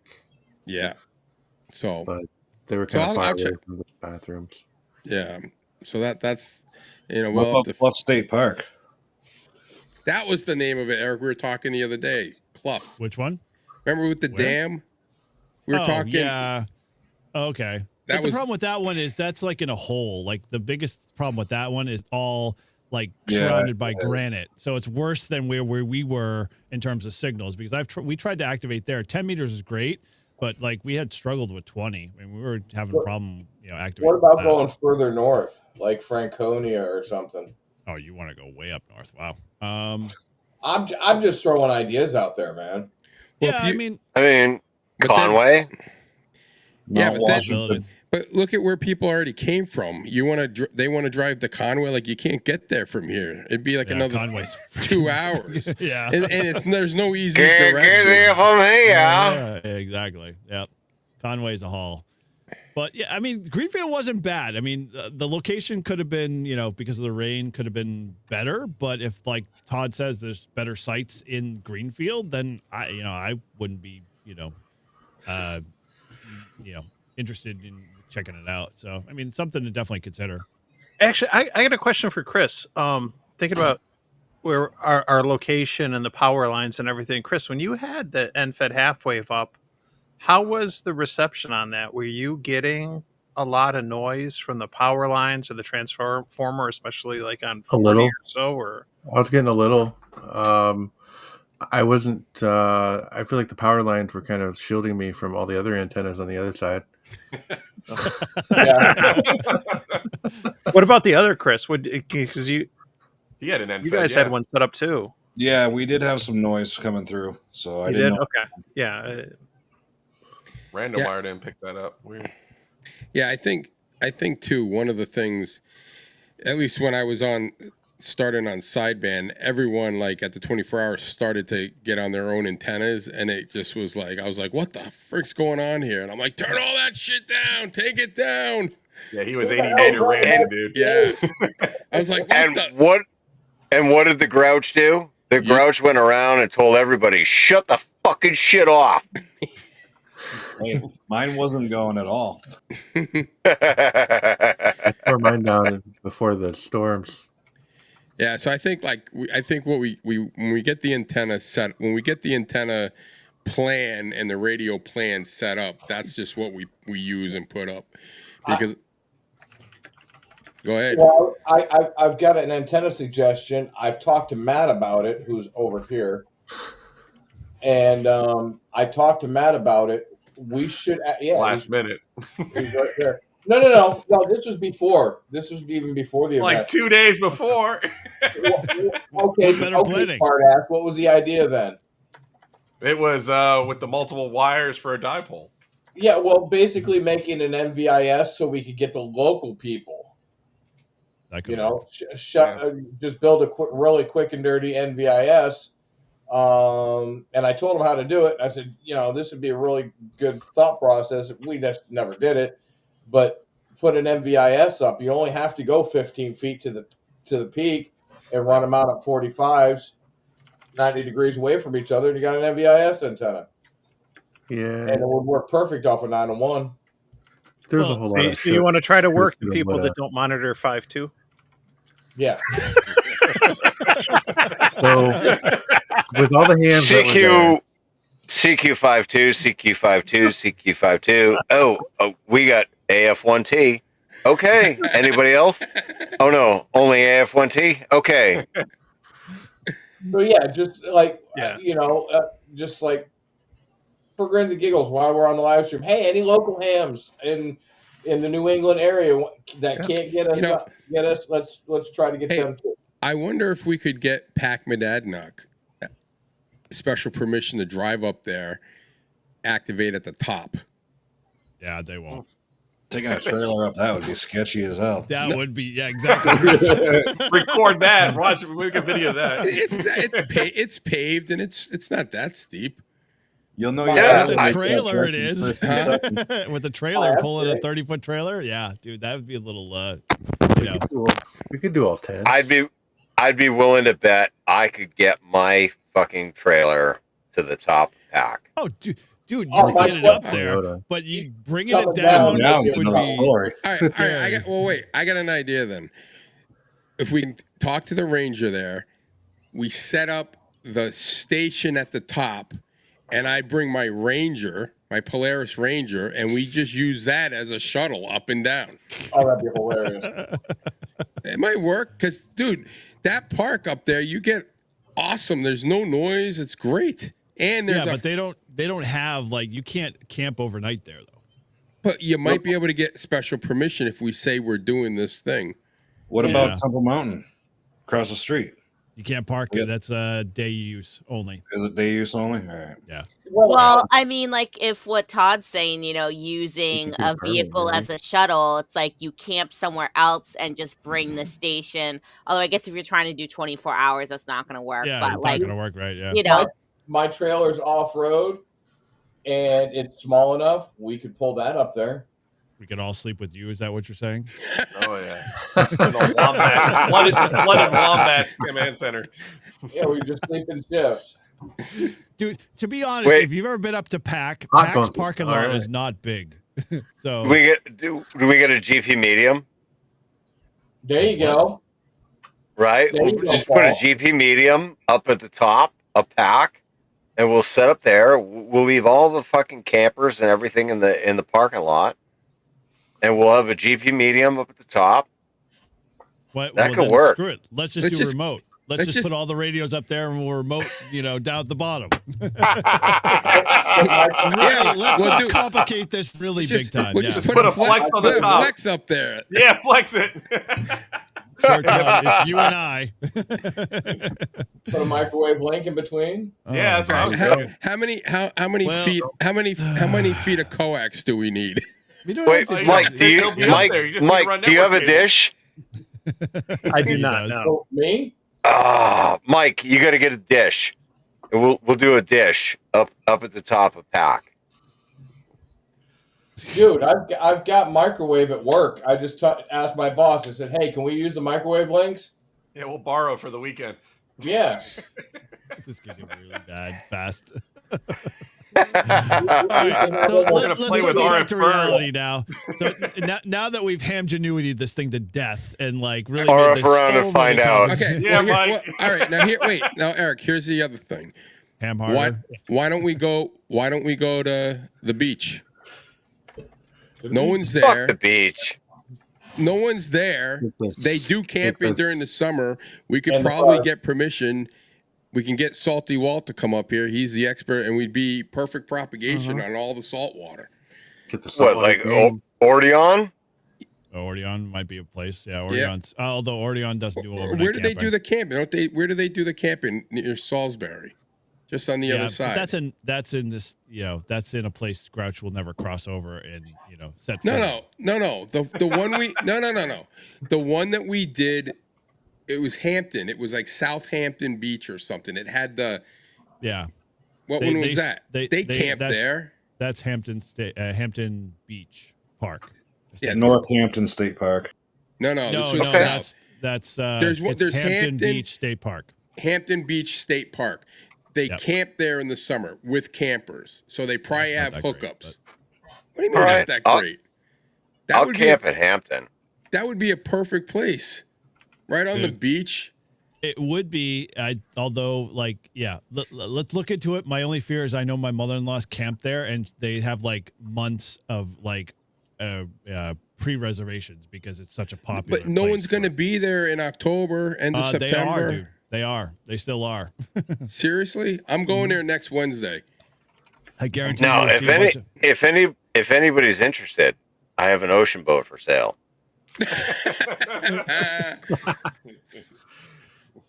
Maritime Mobile.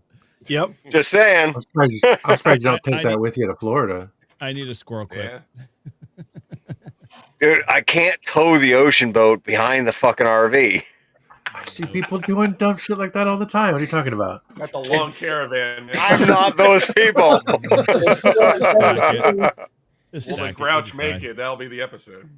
That would make some good YouTube for sure. Just put it on the roof. All right. Yeah. So circling back to the idea of reality, anything else that we could have done better, differently? Food, the food was drink. awesome.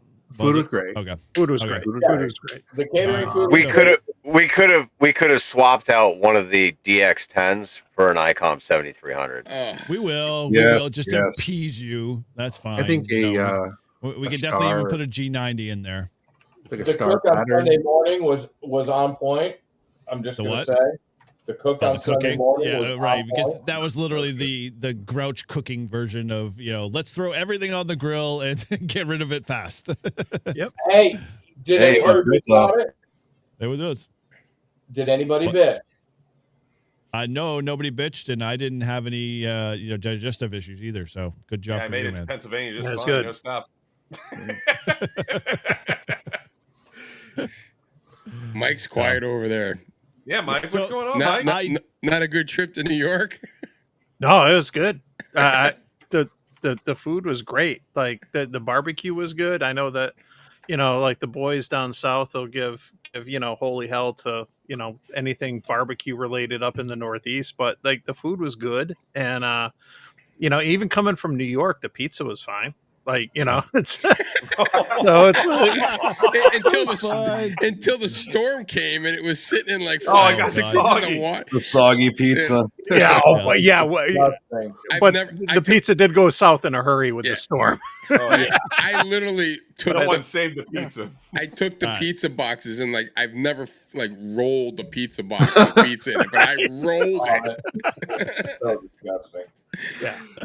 Yeah, that's understandable. So, all No, right. food So, was great. so it sounds like catering's a big thing next year too, as well. It made it easier, obviously, for all of us. It does. It does. You know, Yeah. and definitely good. But we did miss you, Eric, when you had to go get it. So Yeah, well, I was just trying to save a little Well, cash may- because you know- they didn't want to drive all the way out to Greenfield. So, But there's a barbecue place like right on 101 in down the road from my house. Why did we have to get it way out in Derry? because they wanted over $2,200 for 20 people. What? Holy Yeah. shit.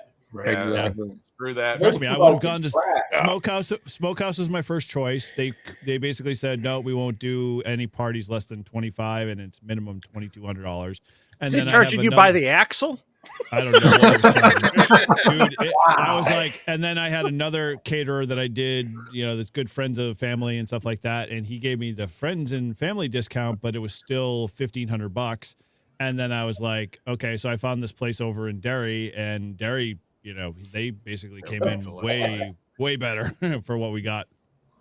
So I was happy. Yeah, it was good food. Yeah, and we should have had it door dashed. Oh God, I can only imagine what that would have run. Anyone order some barbecue? So I can't tell you how many phone calls I got from people like, I'm already at the bottom of the hill. Where are you guys? I'm like, round the corner. Like, what corner? I'm like, go around the sign and continue down to like over in the far, like, because we were so far tucked back that Mike and everyone was like, dude, where are you? And I'm like, just keep going. You'll eventually, Chris was the same way. So I mean, we need to have signs. Signage. Sure. To at least with once you get to the park, like 24-hour Like POTA. you get to the beach and like there's this drive that kind of like Yeah. looks like a driveway, and it's like, do I go down that way? Well, I don't know. the lady who was up at the Check-in. whatever it is, the office there, she's like, oh yeah, you go all the way up to the gate. If you cross the railroad tracks, you went too far. Take a right, follow that around, and it brings you right to them. I was like, Sounds reasonable. Yep. I arrived at 5:30 in the morning. well, that's your fault. Yeah, nobody was there.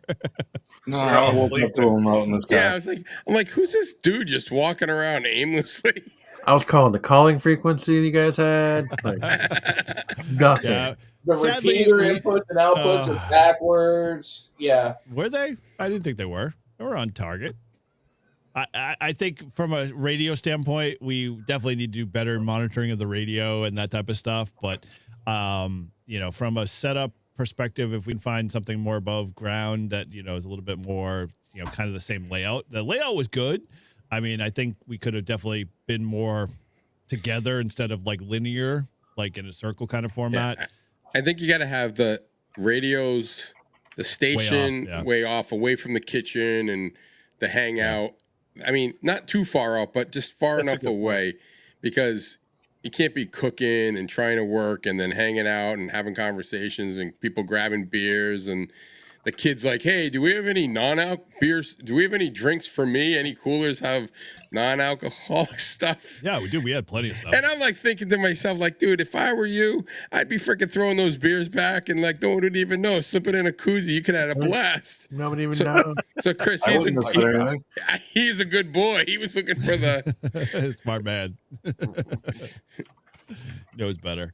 So yeah, I mean, I overall, I think we can definitely improve on the campsite. I think from a standpoint, if we're planning, and it sounds like I am correct in my hearing that yes, we should do this again next year. Is that right? Okay, so Yeah. that's the Oh, yeah. consensus. So we'll do it again next year, but with the idea that maybe, a few others can chime in and take ownership of some of like maybe the station setup. So Grouch and I and Todd don't all have to like get everything all set up. And, I know Mike and Matt took, a huge burden off of me of dealing with the antenna stuff, because I was like, the hex is the only thing going up. Anything else you can add to it later, because I like, Matt's at least like, I knew. Hex, I can beat that with a random wire. God Dude, damn it. I was not thinking like it was the superior antenna of the weekend. You've got the Radio King coming, and you're like, I'm gonna put up the hex. I mean, shit. We should have just put up the buddy pole. We would have had better luck. I almost was ready to Fuck put that the thing body on. pole. Yeah. Are your ears out, Shannon? Buddy pull my ass. The camping situation around, so that like we can all set up an antenna. Then we got antennas pointing in different directions, and we can start, putting those into the mix throughout the night. Yeah, I definitely think With a using the switch. space, a space like where that open field was perfect for us to set up like 4 or 5 wire antennas in different directions, and then bring a switch box and just switch off of that. That would have been sweet. For being able to have the capability of whatever station you were at, being able to select 3 or 4 antennas and get up and on the air, because I didn't expect the bands to be as crappy as they were, especially when like the weekend before everyone was like, Todd was like, oh yeah, I went on vacation during Labor Day and I got 50 contacts in 50 minutes. I'm like, wow, that's pretty promising. I mean, like, how rare is that, especially when the conditions have been the way they were. And so, yeah, when we were Well, hence I was in the middle of the fucking ocean. You were. Well, I mean, where you activated it wasn't technically in the ocean, but it was It's like close near the enough. ocean. I was surrounded. I was in a swamp. You were. You were in the marsh area, but it's not directly in the ocean. By sharks. Yeah. See, so Shannon's not too far off, right? A 9x9 British Army Cold War command. All we need is a GP medium. Yeah. That's it. All we need is a GP medium. So We'll for be us good. non-military folk, what the fuck is that? All right. I am not. So a GP medium is a medium-sized canvas tent that is big enough that it will house all of us and our gear and everything. It's called a general purpose medium tent. Yep. Yeah. That way So it's- all right, I'll put it to you in a context that maybe you can understand. And you need a So when I was in Afghanistan in 2004, right? Spring of 2004, right? Now we're early on in Afghanistan. It was all GP mediums with pallets on the floor and cots, and you could sleep 40 guys in the fucking GP medium. Okay. Hold on, let me see if I can find one. It's really the Grouch Army we're Right. setting up. I think. All right. What? Yes, it's the Grouch Army. Yes, it's the Grouch Army. Shannon's like, I already got my shirt. If you're not on the radio by 0200, you're in trouble. Now I'm gonna need one with sergeant stripes, though. So She's moving up the ranks. Listen, Shannon, I will get you some sergeant stripes to sew on the sleeve of your t-shirt, and I'll do it for you. Yeah, I will sew it on for you. Because what can the Grouch do? He can sew. Fucking A right, I can. You know? Because every Marine knows how to sew. Yeah, I mean, what happens when you gotta like sew your arm back on, right? Yeah. While eating crayons. Well, eating crayons. Come on, nobody knows that reference. That's a Three Amigos reference. or I'll fill you so full of lead you'll be using your dick for a pencil. What can we do? What can the town of El Poco do? They can sew. Anyway.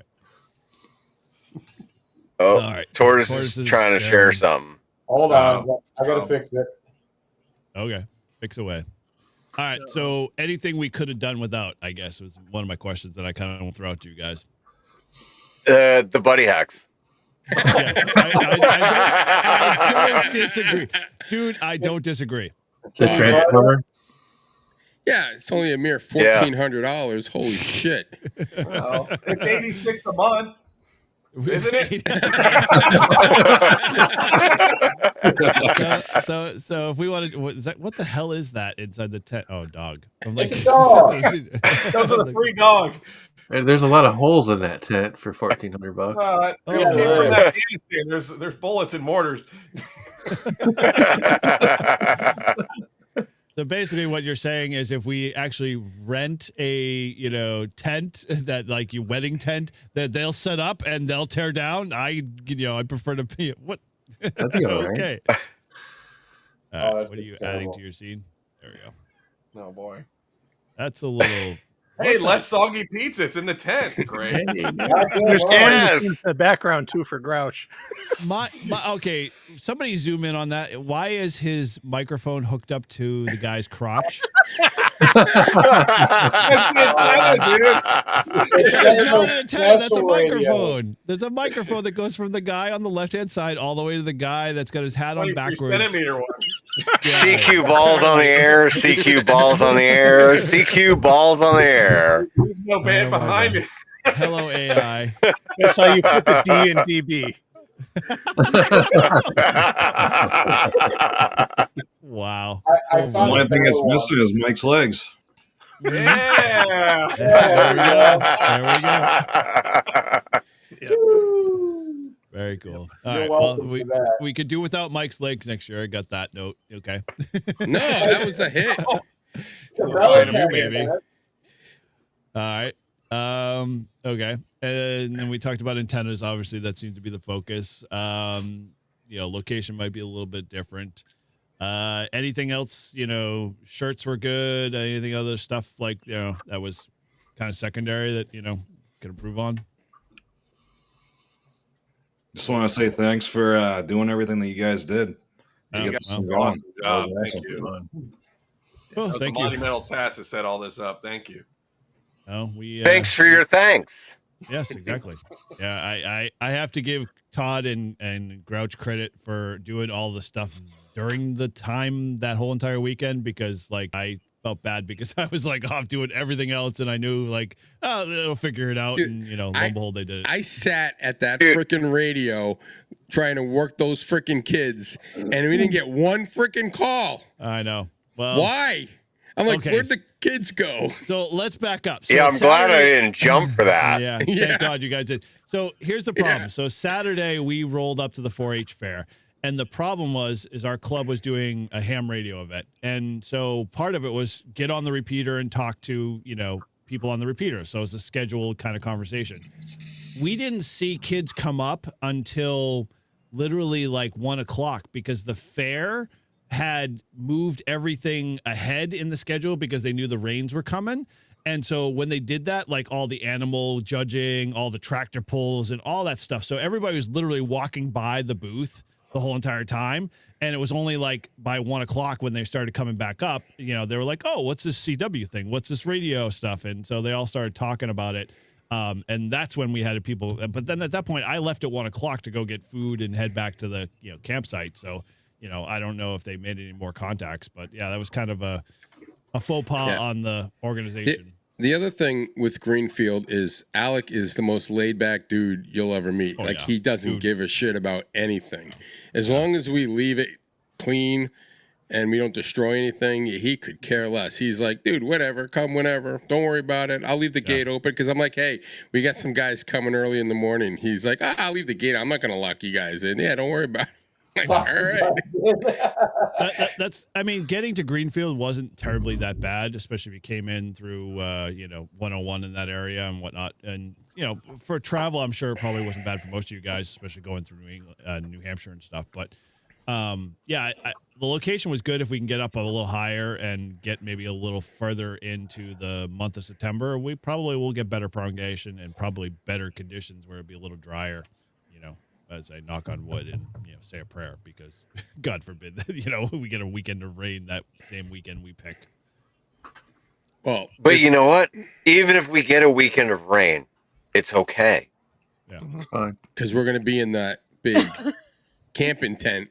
Oh yeah, with for no holes in it. $86 a month. With holes in it. a little bit of wet and a little bit of moisture. That won't stop the ham radio from happening. No, it doesn't. All right. The wetter, the better. Okay. Shannon's got a big grin. Oh, I'm sorry. I'm sorry. Shannon. Next to your shirt, the wetter, the better. Is that the new Grouch Army shirt? The rest of the story. And the wetter, the better. And listen, going later into fall might even attract more people to come because they'll get to see the foil colors, the leaf colors. They'll be like, oh, let's do some leaf peeping. We'll stop by 24-hour POTA. Oh boy. I think I missed it by a few days. It was starting to turn in Vermont. It was gorgeous. Oh yeah. There's a tree here, tree there. I was like, oh man, just a couple more days, I would have seen it. It literally flips probably in the next week. We'll start to see. Yeah, come to Nearfest. Yeah, it'll probably be good at Nearfest. Oh yeah. Yeah, I don't know. I will tell you. All right, so I'm going to Maine tomorrow to skydive. I'm gonna go to Skydive New England, SNE. I'm gonna skydive tomorrow and Friday. But yeah, 100%. Like, if we could have planned it so that the cream fall leaf peeping, right? Like, and yeah, I'll be able to jump with a camera next year, because 200 jumps, dude. I'll have 200 jumps this winter. Like, yeah, and then I can jump with a camera, and we can get some awesome fucking foliage views with me making QSOs on 2 meters with everybody out at the park. That'll be awesome. Well, Shannon, you texted, in the chat, but ultimately that was part of what was supposed to happen on Saturday. But the weather was so freaking ridiculous that he wasn't going to jump at all. And that was kind of a bummer because it is what it is. But you can't control the weather. But it would have been really cool. All the guys in the club were like, "Oh, dude, I can't wait! I haven't made a parachute mobile contact." He's like, "What's a parachute mobile contact?" I'm like, "Well, hey, come and find out." Only a few that do it. Yep. Those that know. Yeah. So Paul, you're going to Skydive New England tomorrow. Yep. So are you going to be parachute mobile? So I'll do the first jump straight up, and then I'm gonna jump with the new setup, which is with the FT3D Bluetoothed into my helmet. And so yeah, 100%. I will do parachute mobile tomorrow and Friday. So FT3D, so that's a handy talkie. So you're going to be on like 2 meters, 70 centimeters. Yeah, it'll be 14652. Yep. Excellent. So yeah, hit the Discord before you do it, dude. That way we can try to, maybe reach you. I don't know if we will, but it's possible. Yeah. So I'm driving up the Pac-Man Adnac. I hear you, buddy. In the Discord, in the Grouch group, yeah, I will post like when I have a call on my flight, and I'll say, okay, look, this is my call time. This is when I'll be up, and so that way people will have an understanding. And I'll also throw it on my Patreon too, so that way those people know. So when are you going to try HF? Parachute mobile. It's gonna Take take. the He's gonna take the 7300 with you D. then. He's gonna take When the are you DX. He's gonna take the DX10 up there because that's the only one that's gonna be able to. He's gonna be able to receive from. Nah, That's bullshit. That's bullshit. Listen, Carlos has jumped with a 7300. Yeah. I don't have the bag and all the equipment that Carlos has, but Carlos has done a 7300. So I might be able to figure out a way to do the 891 with a battery and do like maybe the Reliance end fed, and I'll hang it behind me. I'll trail it behind me. 6100 or 6200. You were looking for an FX4CR. Were you thinking about doing that? Well, so the FX4CR, I believe I'm going to buy that off of Matt come Nearfest. Oh. So You'll like it. Bringing that up first. That'll be the Soda / Parachute Mobile HF antenna or a radio. That'll be nice. 20 watts. Oh yeah. Yeah, I mean it's a little bit better than the 705, right? With the 10 watts. So, but yeah, absolutely 100%. Like, so Lee asked, did Carlos drop the 7300? No, he did not. He dropped the 705 and the ID50 and that whole setup. Yeah. That was. Oh, what do you got there, Matt? That's the 705, and look at that nice little backpack. Let's highlight that. Let's highlight that. Oh, Yeah. oh, WinCamp. Okay. WinCamp. Oh yeah, this thing's great. Hang on. There we go. I was wondering in the bag. Yeah. Got the amplifier in here too. Oh, Actually, not the amplifier, the tuner. So Matt's gonna bring that up to Maine, and I'll jump with that. Hey, I am going to Maine for Nearfest. Well, yeah, sort of, but yeah, close. Well, close. A couple days off. Yeah, I mean Nearfest. I mean, I'll jump Pepperell for Nearfest. What would be cool is if you could jump into Nearfest into that sand parking lot. That would be cool. Yeah, I'd need a whole lot of extra clearances for that. I don't anticipate that happening. It was an idea. Yeah, I'm not at that jump level yet. I see where you're going there, Mike. I like your thought. Yeah, I like it. Keep suggesting those, guys. I would be willing to bet by next year Nearfest, I'd be able to do that. Very cool. Yeah, I'm hoping. So on the not that anybody wants to hear this, but my skydiving goals here is I want to get my pro rating so that I can jump into stadiums and things like that, and I want to get my tandem rating. Now the tandem rating, unfortunately, is that has to wait 3 years or another 2 years, because you got to have 3 years in the sport and you got to have your D license and a bunch of other requirements. But yeah, I mean, jumping with a radio, I can do that as long as SNTA approves it. So. And whoever's got the awesome mechanical fucking keyboard, I love hearing that clackety clack clack clack. That would probably be Shannon. Not I, said the fish. Didn't cool. Todd All right. say he wanted to be your first tandem? Who, me?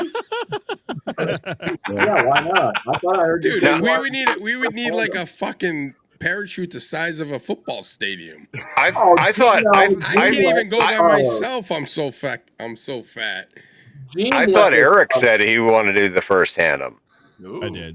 I did. Oh, that would be fun. Yeah.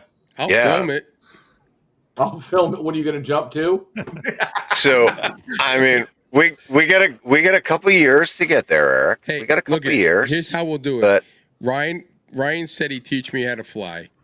So I'll get my license. I'll fly you two up, and we'll jump you out. Perfect. Live free and Dude. ham, the whole thing. Pilot, tandem jump, whole thing. How cool would it be for Ryan to fly and for me to jump out of Ryan's plane? That'd be the ultimate live free and ham, right? To like jump out of Ryan's plane and do parachute mobile and then make a comm with Ryan while he's landing. The Gulf Stream. Yeah. Yes. Yeah. What's the highest you can jump out of a plane at? Well, I mean, the highest depends on the situation. I mean, we can go as high as Ryan is willing to go as long as we have oxygen. You just got to time the edibles. So I Perfect timing, because I think he cruises at like 45,000 feet. Yeah. I mean, you need oxygen on the way down for that, but Yeah, you're also going to need like a fucking full winter Mount Everest suit. You know how cold it is up there? Yeah, you'll But, be a positive 30. I mean, if Ryan was willing to do oxygen up to 18,000, like we could do 18,000. What do you and need? we could jump out. You only need over oxygen 10, over 10, right? No, you need oxygen over 14. Oh, 14. Yeah, well, 15. But yeah, so like I mean, but once we're out of the plane, like then you don't need it, like because you're falling. So. What do you? I see your logic and raise you one. So wait a minute. You need oxygen in the plane, but when you jump out, the reason you need oxygen in the plane is there's no oxygen outside the plane. You're still going to need oxygen in the while you're jumping. No, because once you jump out, you start falling. And you start getting into thicker oxygen. Open your mouth. Open your mouth, Todd. Coming at you, you're just like, hold your breath for 5,000 feet, and then the oxygen will come too. So, all right, listen. The way that it works, okay, when you jump out of the plane, okay, the first 1,000 feet takes you 10 seconds, and then every 1,000 feet after that is 5.5 seconds. That's how fast you're falling. So you can go from 18 to 15 very, very quickly where you don't need oxygen during that time in free fall. Well, you say so. He passes out. We just see him like, Just shipped my bed. You can ship your pants. Oh, that was the time, Eric. Yeah, well, sorry. Yeah, you were slow on the button. That's all right. Oh, boys, I was slow on the button. I just shipped my pants. Don't ever do that again. Anyway, now that Hey, we're Eric. slowly, yes. I just I wanted to hate say that antenna. I have one of your favorite antennas here. Yeah, I hate that antenna. What do you want to do with it, Mike? Hey, can you give me instructions for it? Yeah, watch my video. Don't gonna build keep the wire. Purchase the 40-meter version and then use the 20-meter instructions to build it. That's how I did and it. remember to click like, subscribe, and ring the bell for notifications. Wow. And we're talking about using World Radio League. Way to go, guys. Radio Shack. Relax. All right. Well, I don't know where the heck to go from here at this point because, we've gone so far off on the rails there. But overall, I mean, anybody got a kind of like a, kind of summary that, anything they want to throw in the last minute of their experience with, 24-hour POTA, good, bad. Shannon, why don't you go first? I know, Yeah. right? Exactly. Good idea.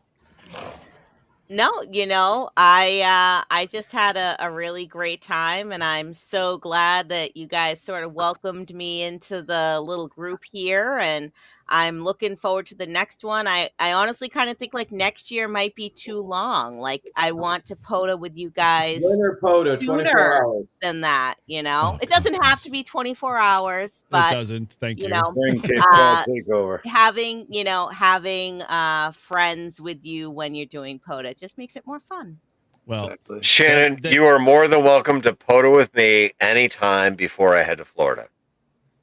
All right, let's We'll do But a anytime POTA after party. that, forget let's it. figure that out. Stand by for the 9th operator. Let's get 10 of us. One park. When the guy makes one contact, we'll activate parks. How many parks can we activate with 10 of us? Oh, that'd be hilarious. Hold on, we have 10 operators. Honestly, not a bad idea. Nah.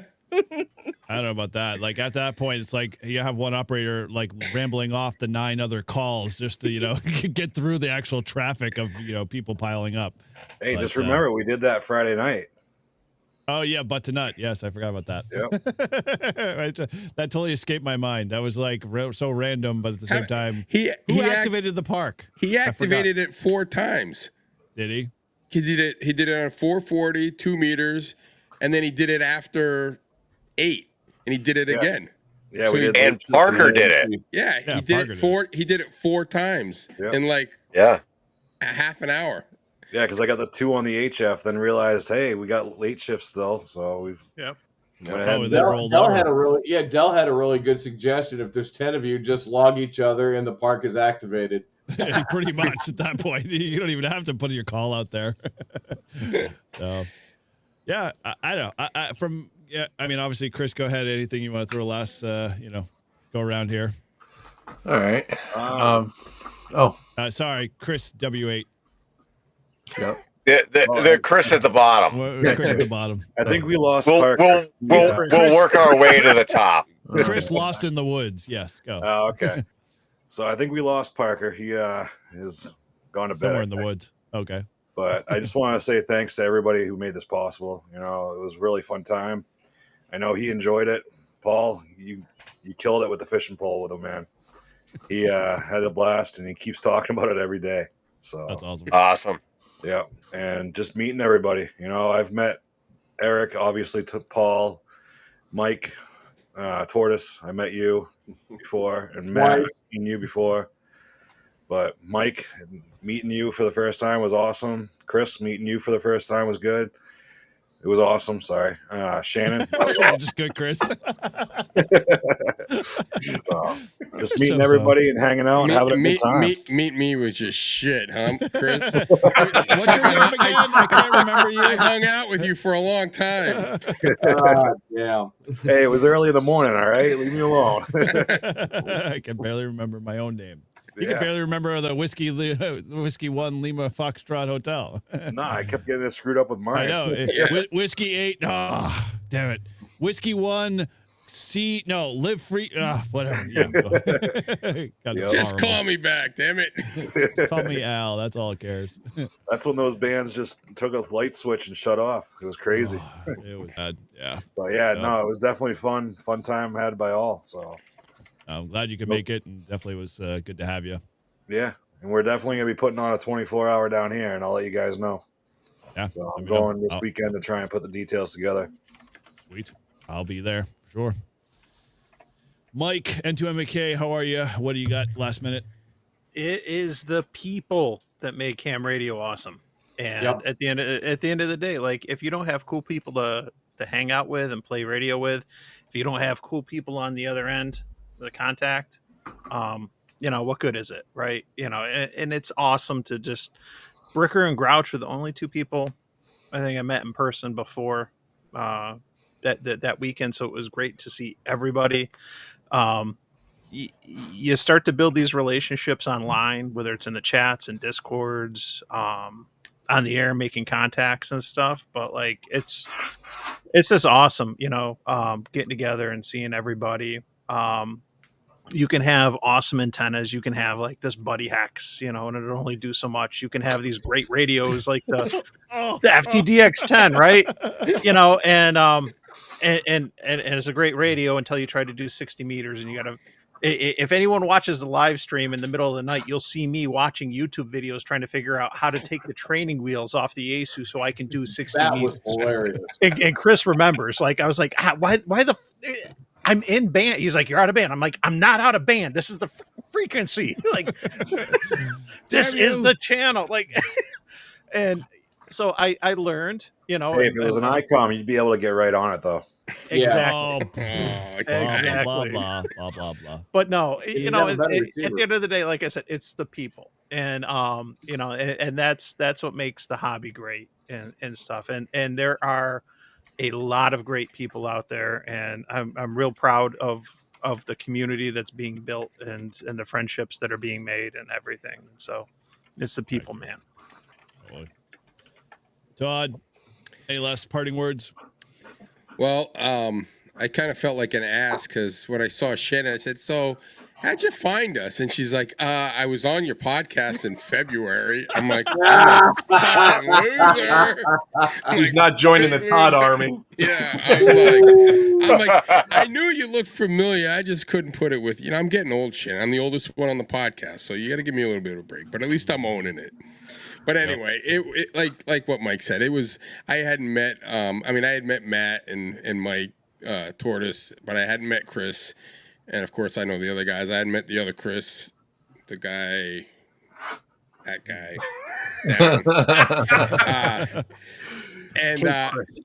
Yeah. But and then Izzo, like I never met Izzo in person, so I was glad that I got to meet him and stuff. And it was weird because we've all been doing live streams or podcasts or whatever, or interacting. And it's like we all kind of knew each other, but just never knew each other in person. Yeah. So I agree with you. I think it was great, and I hope this thing grows and we get more and more people, and we make this an annual thing, or in Shannon's mind, biannual. But I don't know, Shannon. You might have to take the reins on the second one. But it was fun, and I was really shocked. And I told everyone at my work, I said, they go, "Oh, how was your thing?" Yep, there was Todd and Izzo. It was Todd and Izzo. Oh my God. Yeah. So, but I told everyone at work, I said, I cannot believe these people like drove like 9 hours, 10 hours. They came from all over the place for this weekend camp out. And I figured especially when Eric and I talked about this, I thought Live Free and Ham was going to be like us doing a podcast and having the club listen to us.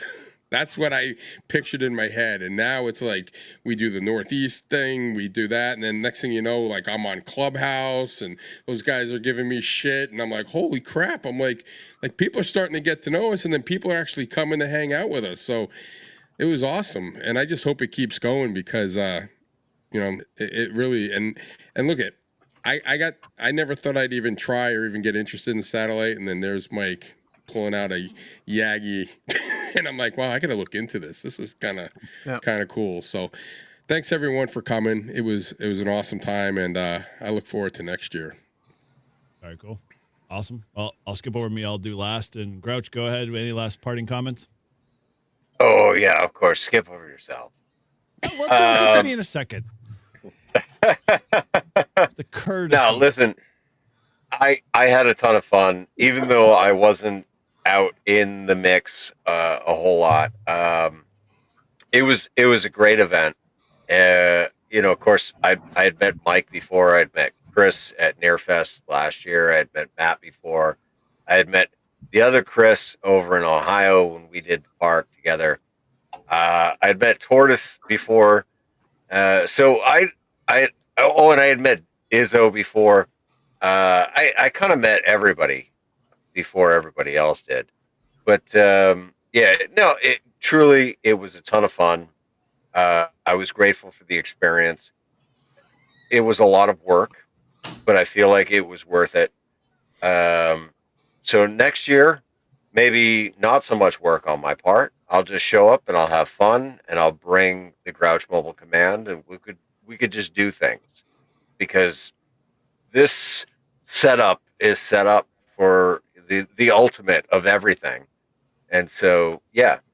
And maybe next year, the weather will be cooperative and we can get parachute mobile contacts in the mix. Yeah. One more thing would be cool. Yeah. You're going to be doing a lot of jumps because they're like, I didn't get him. Paul, get up there. We got 5 more people. Get up there. Do it again. Very cool. Awesome. Tortoise? I'll just keep going. Okay. Oh, jumping, or you got more to say? Yeah, both. Yeah. No, because I was the guy that was added onto the podcast at the very end. When Ryan stepped away because he had to focus on flying and doing his thing, I was the guy that was invited on. And while Eric may regret it every fucking day of his life, from here on forward, now the Live Free and Ham podcast is stuck with the Grouch from New Hampshire. No matter where I may roam, New Hampshire will always be my home. And Live Free and Ham is always going to be my show.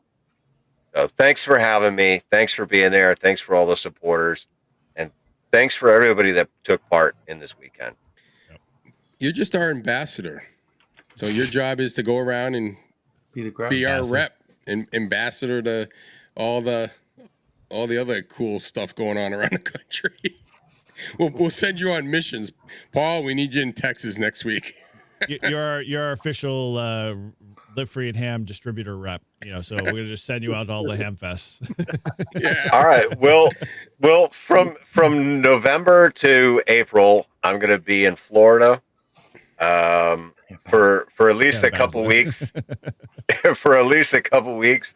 In April, I'm gonna be at the Sixes Ranch in Texas. And then I will be back in Rochelle, Illinois, in the spring. And so, yeah, you can catch me there. Very cool. But I will always be on the Live Free and Ham podcast, no matter where the fuck I am. You will. Thank God for the internet. Thanks, Elon. You're my boy. Uncle Elon. You're my boy, Elon. That was Uncle Elon. Damn it. One of these days, we're going to get Elon on this podcast. Oh, that would be awesome. Man, what is wrong with you? And we'll get the Grouch all liquored up, and he'll be like, "Dude, Elon, what the fuck's wrong with your internet?" Holy man! Hey. Oh, Joe! Oh, wow! And the sultry voice of Joe Brett. Joe Yes. Brett. Okay, but I could set the building on fire. Ow, that hurt. The voice, all my hard work. Anyway. No, wait until my video comes out very, very soon for Patreon and channel members of my Huntsville parachute mobile jump, where I actually made a QSO with the one and only Joe Brett. Nice. Good deal. All right. Well, enough of the floor for Grouch there. Tortoise. What do you got? Last parting words. Hey, man. Wait, I wasn't done. Okay, Ambassador. Mr. Ambassador. The Ambassador. So, just one parting story. It was an awesome weekend. I had a blast. I hope my audio is okay. Awesome time. Yes, we do need some more delegation to get it off of Eric and Todd and Paul's backs, so we can pass out different things and have more responsibility, because these guys busted their asses to get this done in, I think, a short window, but it was awesome. And one parting story was when I got there and I parked up and I said, "Where's Paul?" He said, "I think he's in the camper." I said, "All right." So I opened up the door. I said, "Good morning, sunshine." He walked by, flipped me off, said "fuck you," and kept walking. I was there. I heard that. I said, well, that was a good morning. So, but yeah, short of the rain and Lake Pontchartrain, and poor Shannon got stuck in there because she didn't want to run out, and Annie, she was a blast. We're giving each other shit because I'm Army, but yes, she's a coastie. I'll just leave it at that. Ghosties. So, but it was fun. We had a blast, and I'm all the people that I haven't met that I've talked to Chris online on Flag and Torch, Matt online, Mike online, Todd. We all the four of us we met at Nearfest, and Chris. I got to meet him up there. It was a blast, and what's cool is it was an event that we could get together and, yes, I'm just going to say personalities that are online, but we all got together and I got to meet Shannon finally because her head's always popping in and, and like, it was fun. It was a blast. We had fun and I did not leave with a hangover. So I'm very happy with that. Very cool. All right. Well, with the lack of hangover, over to you, Matt. Any last parting words? I'll keep it short. The Uticas were great, and it was good meeting everybody. You guys did a fantastic job. I got to admit, we got to get you more into doing the radio instead of helping set up, like Mike and everyone else was saying. But again, thank you very much for setting this up. That was a great thing, and it was fun. And hey, there's the pooch. But that's it. Pretty much had fun, and can't wait to do it next time. Cool. Back to net control. All right. Roger. All right. Well, the net recognizes Chris. Bricker, go ahead. Hey. So yeah, it was just a blast coming out and meeting everybody. I always love the eyeball QSOs. I have to find a way of taking more video at these type of events because I just have fun meeting and talking to people and nerding out. So, true, that was a lot of fun coming out. So awesome. Hey, who was the kid that was doing all the interviews? That's W1BTR. Yeah, W1BTR. Yeah, yep. Yeah, he's a really cool dude. If you don't know about him, if I can plug him for a second here, he made a program called RadioCraft, which is a mod for Minecraft that puts radios in Minecraft, and he actually got a $22,000 grant from the ARRL to do that project for youth outreach. So he's a pretty cool guy. Yeah, if you it's funny story is our start of Live Free and Ham. We were at the Hamex. We were invited to actually set up a booth there. We did our first live stream there as Live Free and Ham, and Lucas was the first guy that we bumped into. And well, it wasn't. It was fine for what the crap internet, as we all know. Hamfests have shitty internet. Hey, but didn't we interview him later on? We had him on separate. Yeah, he came on and talked about my RadioCraft and all the cool things he was doing in RadioCraft. And dude, he's got a bunch of other stuff. Like, I mean, the AIO board that Chris has got there. There's also, he's got an antenna that he did a co-op partnership with Matt with. So yeah, he's got his hands in a lot of stuff. He's a mass hole. Sorry. I'm an asshole, fine too. What's his channel? It is Big Time Radio, I think. Yeah. Big Time Radio. Yep, W1BTR is his call sign. So yeah, check him out. Wait. He's Why is it that I didn't hear a whole bunch of awesomeness from Shannon? What do you mean? What? At the end of the stream, right? We're all doing our thing. I didn't hear a whole bunch of awesomeness from Shannon. Oh. It was just kind of like, yeah, we're just gonna gloss over Shannon. No, because I went first. She went first. Where were you? Go ahead. Where were you? Yeah, but maybe she had more to say. Is my point. Oh boy, we're circling back round 2. Hey, Mike, can you just send Grouch another Utica? I think he needs to recharge. This one's empty. I need more. Yeah, I need just more Crush Can. Utica Club. Crush Can, new Utica, please. Fast, stat. Dude, you're like having the same brain fart Todd does every time we do the same flow of our script. And he's like, I thought we do this step before we do some extra with Todd. No, Todd, we've done this 17 other, 100 other episodes. Same way. Watch Up with N1OG Now, a segment where we catch up with Paul.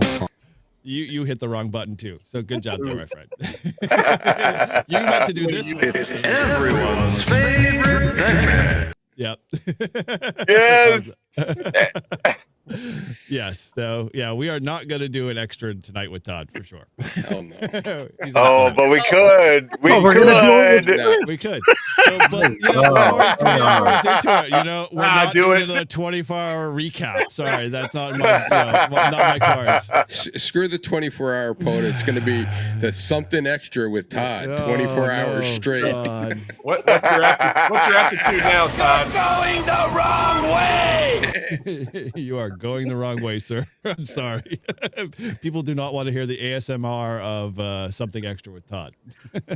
Well, Anyway. Eric, we got to hear Yes. some awesomeness from you. Yeah, Okay. Eric. Thank you. Appreciate it. I was getting there, but I appreciate the segment. We missed Mike. we Thank missed you. Bricker. No, We we just got did- Bricker. Dude, where have you? Are you here tonight? Yeah, where are you, dude?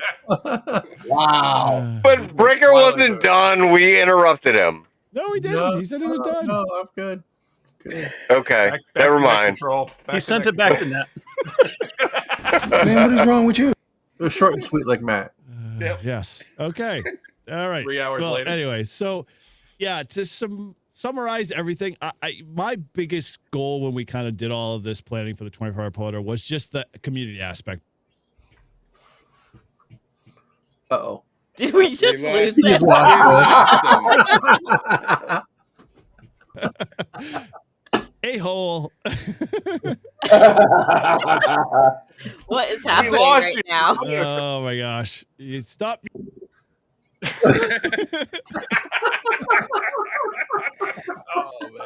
There we go. Solved. Problem solved. Oh! Grouch command offline. You're just solidifying my statement earlier that I said in the the breathing trailer. It's like every day I regret this decision. You are so welcome, my brother. I know. I am. Anyway, I appreciate it. N1JUR, go ahead. All right. So, yeah. So it's all about, for me, was big thing was all about community. So I really wanted to make sure that, everybody who was there, we were all like just hanging out, having fun. Like, really? Do we need to go to full screen? Somebody kick Grouch off the controls.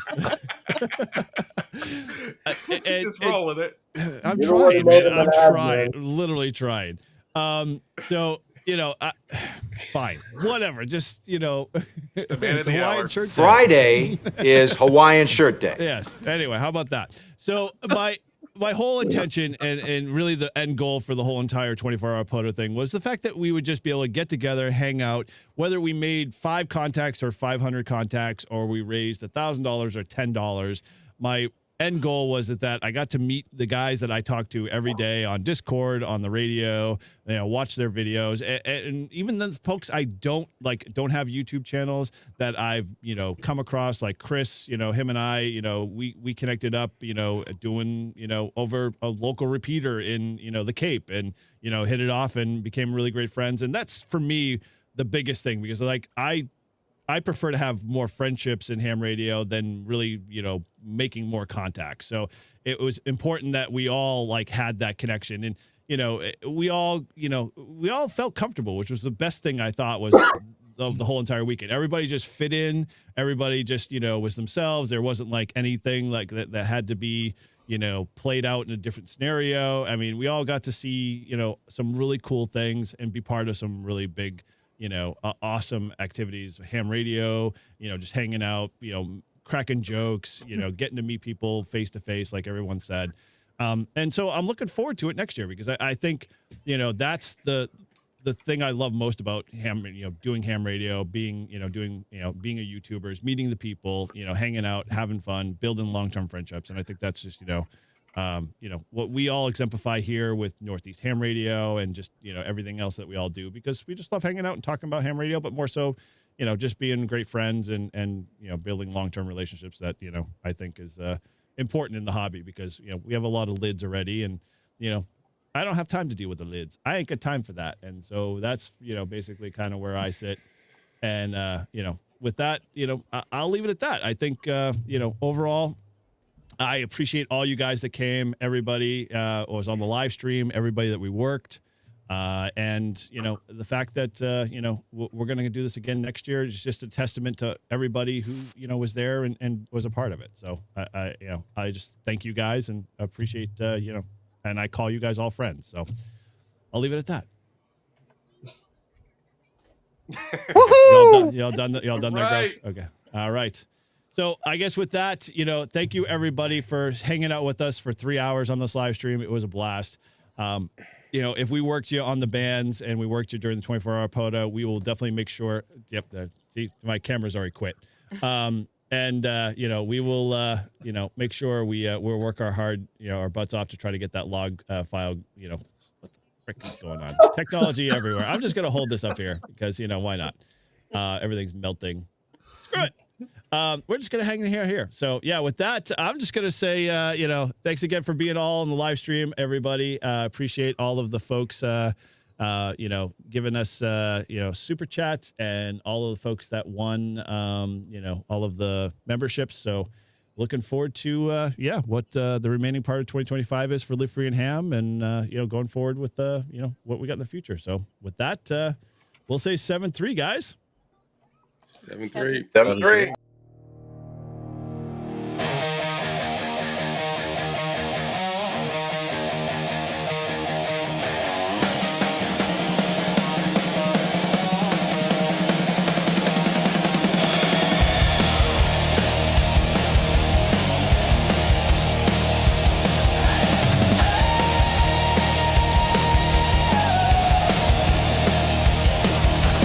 Crouch mobile command down by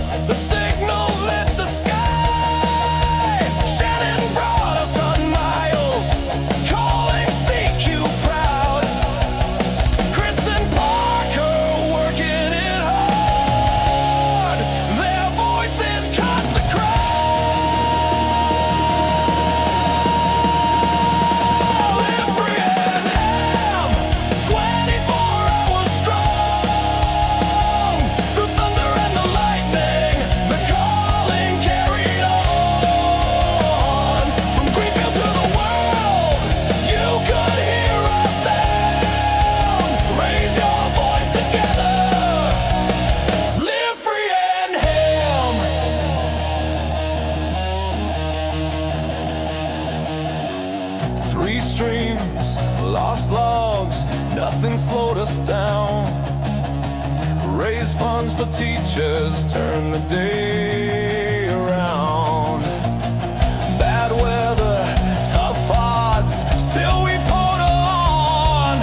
Stronger when united. Live free and home. Live free and home. Live free and home. Let the signals roar. From our lake shoreline to 1,000 more. Memories and friendship call across the band.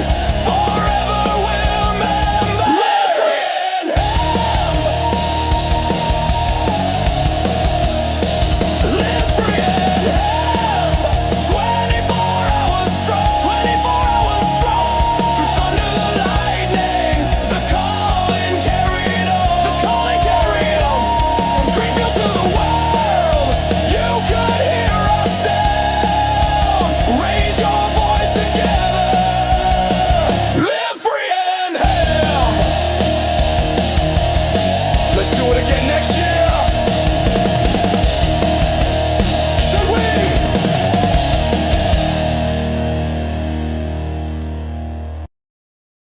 This is what I live with.